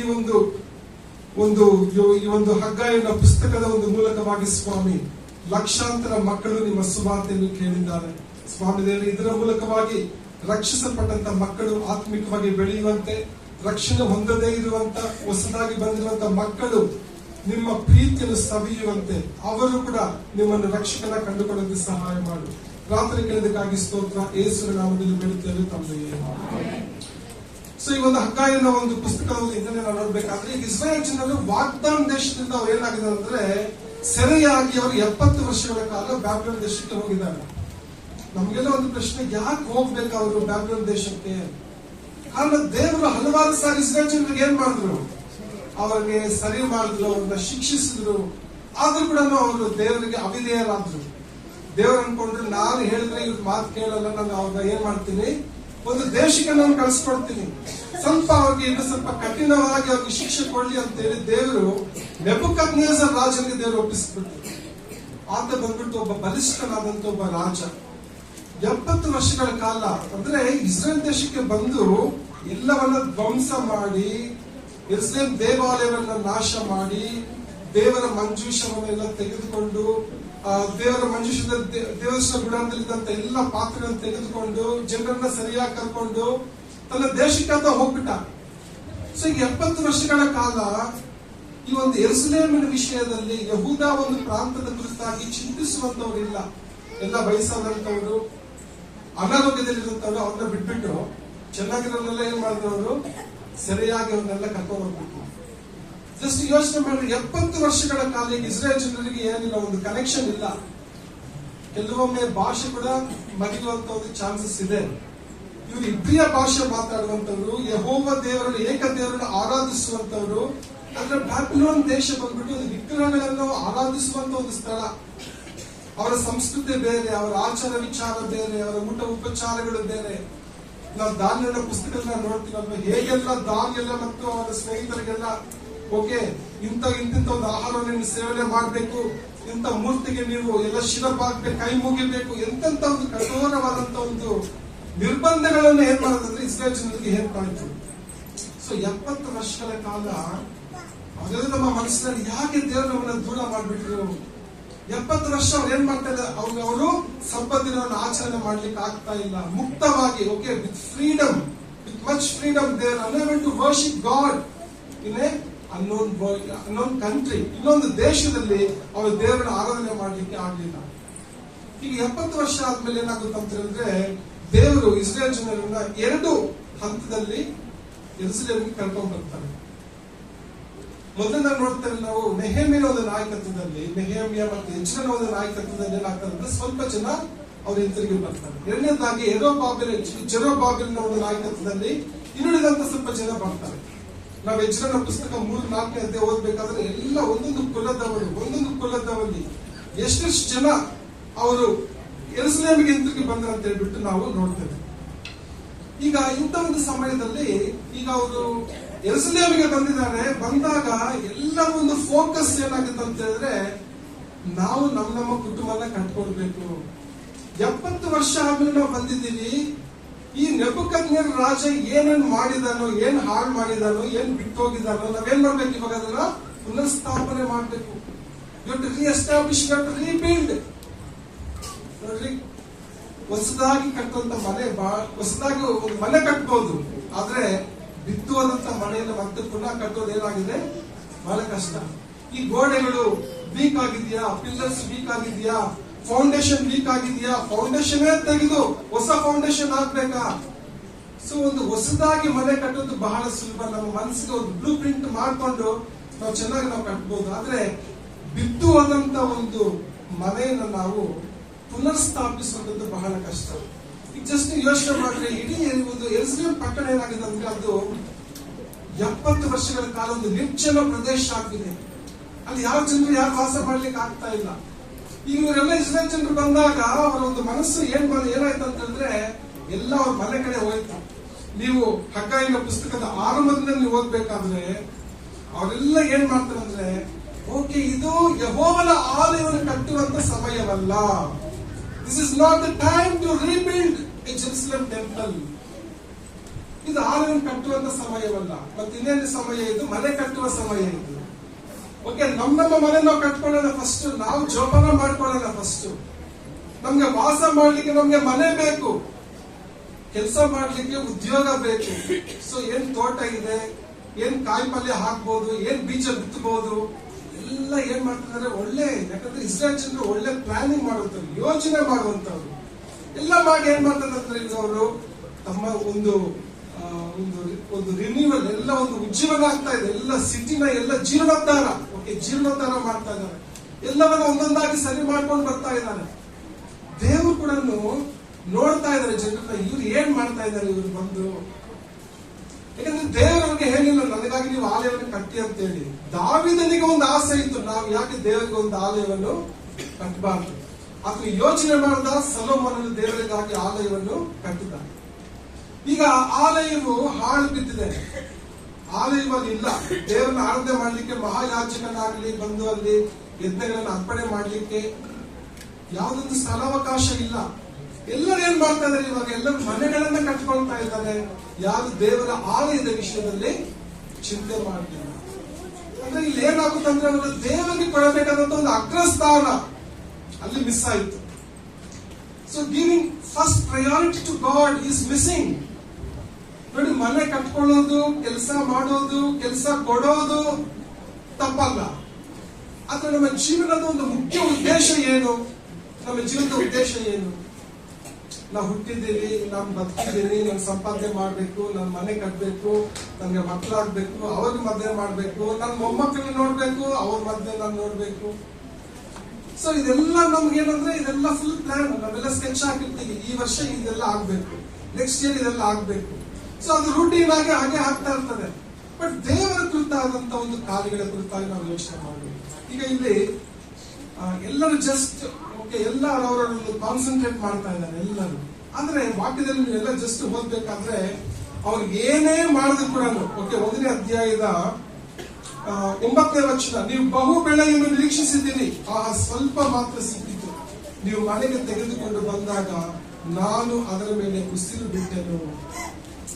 ನೀವು ಬಹಳ ಬಿತ್ತನೆ ಮಾಡಿದ್ರಿ, ಆದ್ರೆ ನಿಮಗೆ ಫಲ ಸಿಕ್ಕಿದ್ದು ಬರೀ 30%, ಬರೀ 60% ಮಾತ್ರ. ನೀವು ಯೋಚನೆ ಮಾಡಿರ್ಬೋದು, ಯಾಕೆ ನಮ್ಗೆ ಫಲ ಸಿಗ್ತಾ ಇಲ್ಲ? ಈ 70 ವರ್ಷಗಳ ಹಿಂದೆ ನಾವು ಇಲ್ಲಿ ಒಳ್ಳೆ ಬೀಜನ ಬಿತ್ತಿದ್ವಿ, ನಮ್ಗೆ 100% ರಿಸಲ್ಟ್ ಬಂತು. ಈಗ 70 ಇಯರ್ಸ್ ಆದ್ಮೇಲೆ ಯಾಕೆ ಬೆಳೆ ಜಾಸ್ತಿ ಆಗ್ತಾ ಇಲ್ಲ? ನಮ್ಮ ವ್ಯಾಪಾರ ಯಾಕೆ ಸಕ್ಸಸ್ ಆಗ್ತಾ ಇಲ್ಲ? ಇದಕ್ ಮುಂಚೆ ನಾವೆಲ್ಲ ಬಹಳ ಪ್ರಸಿದ್ಧಿ ಆಗಿದ್ರಿ. ಬೇರೆ ದೇಶಗಳಿಗೆ ನಮ್ಮ ಒಂದು ನಾಯಕರು ಹೋಗಿ ಅವರಿಗೆ ಉಪದೇಶ ಮಾಡ್ತಾ ಇದ್ರು, ಜ್ಞಾನೋಪದೇಶ ಕೊಡ್ತಾ ಇದ್ರು, ಎಲ್ಲ ಕಡೆ ಹೋಗ್ತಾ ಇದ್ರು, ವ್ಯಾಪಾರ ಚೆನ್ನಾಗಿ ಆಗ್ತಾ ಇತ್ತು. ಆದ್ರೆ 70 ವರ್ಷಗಳ ನಂತರ ಯಾಕೆ ಬಿಸ್ನೆಸ್ ಎಲ್ಲ ಡೌನ್ ಆಗ್ಬಿಟ್ಟಿದೆ? ಅವರೆಲ್ಲ ಯೋಚನೆ ಮಾಡ್ಬೇಕಾದ್ರೆ ಅವರಿಗೆ ಆನ್ಸರ್ ಸಿಗ್ಲಿಲ್ಲ. ಬಟ್ ದೇವರವರಿಗೆ ಹಗ್ಗಾಯಿನ ಮೂಲಕವಾಗಿ ಜ್ಞಾಪಕ ಪಡಿಸ್ತಾರೆ.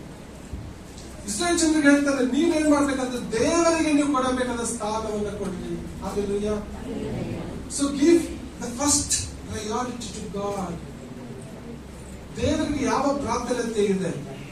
ಇವತ್ತು ದೇವರ ಸ್ಥಾನವನ್ನು ತೆಗೆದುಕೊಂಡಂತ ಒಂದು ಸಂಗತಿ ಏನು? Which is the one thing that has taken the place of God in your life and my life? ನಮ್ಮ ಕುಟುಂಬದಲ್ಲಿ ಇರ್ಬೋದು, ನಮ್ಮ ವೈದ್ಯ ಜೀವನದಲ್ಲಿ ಇರ್ಬೋದು, ದೇವರಿಗೆ ನಾವು ಕೊಟ್ಟಂತ ಒಂದು ಮೊದಲ ಸ್ಥಾನ ಒಂದು ವೇಳೆ ಜಾರಿ ಬೇರೆಯವ್ರಿಗೆ ಏನಾದ್ರೂ ಹೋಗ್ಬಿಟ್ಟಿದ್ರೆ ನಮ್ಮ ಅಪಾಯದಲ್ಲಿ ನಾವಿದ್ದೀವಿ. We are in danger if you are not given the first priority to God. ಅದನ್ನ ಮೊದಲ ಪ್ರೀತಿ ಅಂದ್ರೆ ಫಸ್ಟ್ ಲವ್. ಈ ಒಂದು ಮುಂಚಾನೆ ವೇಳೆಯಲ್ಲಿ ಎಲ್ಲ ಮಕ್ಕಳು okay should remember your first love to Jesus. Remember your first VBS. ಎಲ್ಲ ಮಕ್ಕಳಿಗೆ ಅವ್ರಿಗೆಲ್ಲ ಪ್ರತಿ ವರ್ಷ VBS ಅದು ಮಾಮೂಲಿ, ಅವರಿಗೆ ರೂಟೀನ್ ಆಗ್ಬಿಟ್ಟಿದೆ. ಈ ತರ ಎಷ್ಟೋ VBS ಮಾಡ್ಬಿಟ್ಟಿದ್ದಾರೆ ಅವರು. ಕೆಲವು ಮಕ್ಕಳು ಸರ್ಟಿಫಿಕೇಟ್ ಎಲ್ಲ ಇಟ್ಕೊಂಡಿರ್ತಾರೆ, ಹತ್ತಿಟ್ಕೊಂಡಿರ್ತಾರೆ. 10 years ಬ್ಯಾಕ್ ಈ ಸರ್ಟಿಫಿಕೇಟ್, ಇವರು ಟೀಚರ್ ಆಗಿದ್ರು, ಇವರು ಡೈರೆಕ್ಟರ್ ಆಗಿದ್ರು, ಈ ಥೀಮ್ ಇತ್ತು, ಎಲ್ಲ ಇಟ್ಕೊಂಡಿರ್ತಾರೆ. ಕೆಲಸ ಸರ್ಟಿಫಿಕೇಟ್ಸ್ ಎಲ್ಲ ಇಟ್ಕೊಂಡಿರ್ತಾರೆ ಅವರು. ಸೊ ಒಂದು ಕ್ಯೂರಿಯಾಸಿಟಿ ಎಲ್ಲ ಇಟ್ಕೊಳ್ಳೋದು.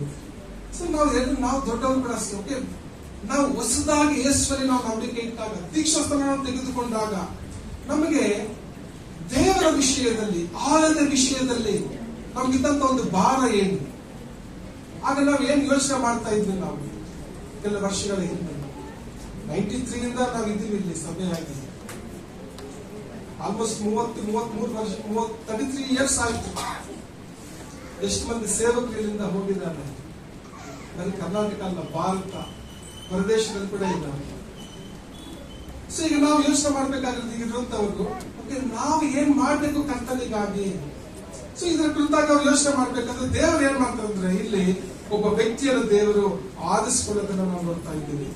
1ನೇ ಅಧ್ಯಾಯದ 15ನೇ ವಚನದಲ್ಲಿ 1:15, ಯೆಹೋವನು ಪ್ರೇರೇಪಿಸಲು ಅವರು ಅರಸನಾದ ದಾರ್ಯಾವೆಷನ ಆಳ್ವಿಕೆಯ 2ನೇ ವರ್ಷದ 6ನೇ ತಿಂಗಳಿನ 24ನೇ ದಿನದಲ್ಲಿ ಬಂದು ತಮ್ಮ ದೇವರಾದ ಸಿಂಹಾಸನದ ಯೆಹೋವನ ಆಲಯದ ಕೆಲಸಕ್ಕೆ ಕೈ ಹಾಕಿದರು. ಓಕೆ, ಕೈ ಹಾಕಿದ್ರು. ದೇವರ ಆಲಯ ಕಟ್ಟುವುದಕ್ಕಾಗಿ ಏನ್ ಮಾಡಿದಂತ ಅವರು ಕೈ ಹಾಕಿದ್ರು. ಅವ್ರು ಕೈ ಹಾಕ್ಲಿಕ್ಕೆ ಅದಕ್ಕೆ ದೇವರ ಅವರಲ್ಲಿ ಒಂದು ಪ್ರೇರೇಪಣೆ ಕೊಟ್ಟಂತೆ. 13ನೇ ವಚನದಲ್ಲಿ ನಾವು ನೋಡ್ಬೇಕಾದ್ರೆ, ಯೆಹೋವನ ದೂತನಾದ ಹಗ್ಗಾಯನು ಇದನ್ನು ನೋಡಿ ಆ ಜನರಿಗೆ, ನಿಮ್ಮೊಂದಿಗೆ ಇದ್ದೇನೆ ಎಂದು ಯೆಹೋವನು ನುಡಿಯುತ್ತಾನೆ ಎಂಬುದನ್ನು ಯೆಹೋವನ ದೂತನಾಗಿಯೇ ಹೇಳಿದನು. ಈ ಒಂದು ಮಾತು ಹೇಳಿದ ತಕ್ಷಣ, ಓಕೆ, ನಿಮ್ಮೊಂದಿಗೆ ಇದ್ದೇನೆ, ಐ ಆಮ್ ವಿತ್ ಯು. ಯಾಕಂದ್ರೆ ಈಗ 70 ವರ್ಷ ಇವರಿಗೆ ಫುಲ್ ಕನ್ಫ್ಯೂಷನ್. ದೇವರು ನಮ್ಮ ಜೊತೆ ಇಲ್ಲ, ದೇವರು ನಮ್ಮನ್ನ ಕೈ ಬಿಟ್ಬಿಟ್ಟಿದ್ದಾರೆ. ನಾವು ಬ್ಯಾಬಿಲೋನ್ ಅಲ್ಲಿ ಇರ್ಬೇಕಾದ್ರೆ ದೇವರು ನಮ್ಮನ್ನ ಏನ್ ಮಾಡಿಲ್ಲ, ಅಲ್ಲಿಂದ ಬೇಗನೆ ನಮ್ಮನ್ನ ಕರ್ಕೊಂಡು ಬಂದಿಲ್ಲ. 70 ವರ್ಷ ದೇವರು ನಮ್ಮನ್ನ ಕೈ ಬಿಟ್ಬಿಟ್ಟಿದ್ದಾರೆ. ಈಗ 70 ವರ್ಷ ಆದ್ಮೇಲೆ ಹಿಂತಿರುಗಿ ಬಂದಾಗ ದೇವರು ಹೇಳ್ತಾ ಇದ್ದಾರೆ, ನಾನು ನಿಮ್ಮೊಂದಿಗಿದ್ದೇನೆ. Hallelujah, I am with you. ನಮ್ ಜೊತೆ ಯಾರು ಇರ್ತಾರೋ ಯಾರು ಇರೋದಿಲ್ವೋ ಅದು ದೇವ್ರು ನಮ್ ಜೊತೆ ಇರ್ತಾನೆ. ಮನುಷ್ಯ ಮನೆ ತನಕ, ದೇವರು ಕೊನೆ ತನಕ. ನಾವ್ ಅನೇಕ ಸಾರಿ ಮನೆ ತನಕ ಇರುವಂತ ವ್ಯಕ್ತಿನ ಹುಡುಕ್ಲಿಕ್ಕೆ ನಾವು ಹೋಗ್ತೀವಿ. ಮನೆ ತನಕ ಇರುವಂತ ವ್ಯಕ್ತಿಗಾಗಿ ಅರಸಹಾಸನ ಮಾಡ್ತೀವಿ, ಎಲ್ಲ ಮಾಡ್ತೀವಿ. ಆದ್ರೆ ನಿತ್ಯ ಕಾಲ ಇರುವಂತ ದೇವರಿಗಾಗಿ ನಾವು ಬಹಳ ಸ್ವಲ್ಪ ಕಾಲ ನಾವು ಮಾಡ್ತೀವಿ. ಕಣ್ಣಿಗೆ ಕಾಡುವಂತ ಮನುಷ್ಯರಿಗಾಗಿ ಎಲ್ಲ ನಾವು ಮಾಡಲಿಕ್ಕೆ ಸಿದ್ಧ. ಆದ್ರೆ ಕಣ್ಣಿಗೆ ಕಾಣದೇ ಇರುವಂತ ಆತ್ಮ ಸ್ವರೂಪನಾಗಿರುವಂತಹ ದೇವರು, ನಮ್ಮ ಹೃದಯಗಳಲ್ಲಿ ವಾಸ ಮಾಡುವಂತ ಒಂದು ದೇವರು, ಇಮ್ಮಾನುವೇಲ್ ದೇವರಿಗೆ ನಾವು ಮಾಡುವಂತ ಕಾರ್ಯ ಏನು ಅಂತ ನಾವೇನ್ ಮಾಡ್ಬೇಕಂದ್ರೆ, ಇದನ್ನ ಮುಂಜಾನೆ ನಾವು ಯೋಚನೆ ಮಾಡ್ಬೇಕು. ಈಗ ದೇವರು ಹೇಳ್ತಾರೆ, ನಾನು ನಿಮ್ಮೊಂದಿಗಿದ್ದೇನೆ ಅಂದ ತಕ್ಷಣ ದೇವರು ಇಲ್ಲಿ ಯಹೂದದ ದೇಶಾಧಿಪತ್ಯದಂತ ಜೆರುಬ್ಬಾಬೆಲನಿಗೆ ಒಂದು ಪ್ರೇರೇಪಣೆ ತಂದ್ರು. ನೋಡಿ, ಅದು ಒಬ್ಬ ಅರಸನಲ್ಲ, ಒಬ್ಬ ಸಾಮಾನ್ಯವಾದಂತ ವ್ಯಕ್ತಿ. ಜಸ್ಟ್ ಯೋಚನೆ ಮಾಡಿ, ಎಷ್ಟು ಲಕ್ಷಾಂತರ ಜನರು ಬ್ಯಾಬಿಲೋನ್ ದೇಶದಿಂದ ಅವ್ರು ಹಿಂತಿರುಗಿ ಬಂದ್ರು. ಅದರಲ್ಲಿ ಒಬ್ಬ ವ್ಯಕ್ತಿಯನ್ನು ದೇವರು ಏನ್ ಮಾಡಿದ್ರು, ಪ್ರೇರೇಪಣೆ ಮಾಡಿದ್ರು. ಇನ್ಸ್ಪಿರೇಷನ್. ಈ ಬೈಬಲ್ ಹೇಗೆ ಬರೆದ್ರು? Inspiration of the Holy Spirit, ಪವಿತ್ರ ಆತ್ಮನ ಒಂದು ಪ್ರೇರೇಪಣೆಯಿಂದ 40 ಲೇಖಕರು ಏನ್ ಮಾಡಿದ್ರು, 1600 ವರ್ಷಗಳ ಅವಧಿಯಲ್ಲಿ ಇದು ಬೈಬಲ್ ಅನ್ನ ಬರೆದ್ರು. ಈಗ ದೇವರು ಜೆರುಬ್ಬಾಬೆಲನಿಗೆ ಒಂದು ಪ್ರೇರೇಪಣೆ ಕೊಡ್ತಾ ಇದ್ದಾರೆ. ನೀನು ಕಟ್ಟುವುದಕ್ಕಾಗಿ ಏನಾಗಬೇಕು, ನೀನು ಮುಂದೆ ಹೋಗ್ಬೇಕು. ಅವನ ಜೊತೆಯಲ್ಲಿ ಮಹಾಯಾಜಕರಾದ ಯೆಹೋಶುವನನ್ನು ಕೂಡ ದೇವರು ಪ್ರೇರೇಪಣೆ ಮಾಡ್ತಾರೆ. ಓಕೆ, ಈತ ಬಂದು ನೂರನ ಮಗನಲ್ಲ, ಓಕೆ, ಮೋಸೆಸ್ ಡಿಸೈಪಲ್ ಅಲ್ಲ ಯೆಹೋಶುವ, ಈತ ಮತ್ತೊಂದು ಯೆಹೋಶುವ ಮಹಾಯಾಜಕ, is a high priest. So ಇವಾಗ ಇಬ್ಬರು ಜೋಡಿಯಾಗಿ ಜೆರುಬ್ಬಾಬೆಲ್ ಮತ್ತು ಯೆಹೋಶುವ. ಅಲ್ಲಿ ನಾವು ನೋಡ್ತೀವಿ ಎಜ್ರ ಮತ್ತು ನೆಹೆಮಯ ಏನ್ ಮಾಡಿದ್ರು, ಎಜ್ರ ಬಂದು ದೇವರ ವಾಕ್ಯದ ಮೂಲಕ ಜನರನ್ನು ಬಲಪಡಿಸಿದ್ರು. 70 ವರ್ಷಗಳ ಕಾಲ ಧರ್ಮಶಾಸ್ತ್ರವನ್ನ ಅಲ್ಲಿ ಪಾರಾಯಣ ಮಾಡಿರ್ಲಿಲ್ಲ. ಎಲ್ಲ ಜೋರಾಗಿ ಎಜ್ರ ಏನ್ ಮಾಡ್ತಾನೆ, ದೇವರ ವಾಕ್ಯವನ್ನು ಬೋಧನೆ ಮಾಡ್ತಾನೆ. ನೆಹೆಮ್ಯನು ಹಾಳು ಬಿದ್ದಂತ ಪೌಳಿ ಗೋಡೆಗಳನ್ನು ಕಟ್ತಾನೆ. ಹಲ್ಲೆಲೂಯಾ. ನೆಹೆಮ್ಯ ಪೌಳಿ ಗೋಡೆ ಕಟ್ತಾನೆ. ಜೆರುಬ್ಬಾಬೆಲನ ಒಂದು ನಾಯಕತ್ವದಲ್ಲಿ ಆಲಯವು ಕಟ್ಟಲ್ಪಡ್ತದೆ. ಹಲ್ಲೆಲೂಯಾ. ಈಗ ಆಲಯ ಕಟ್ಟಬೇಕಾದ್ರೆ ದೇವರು ನಿಮ್ಗೆ ಏನ್ ಹೇಳ್ತಂದ್ರೆ, ಈ 23ನೇ ವಚನದಲ್ಲಿ,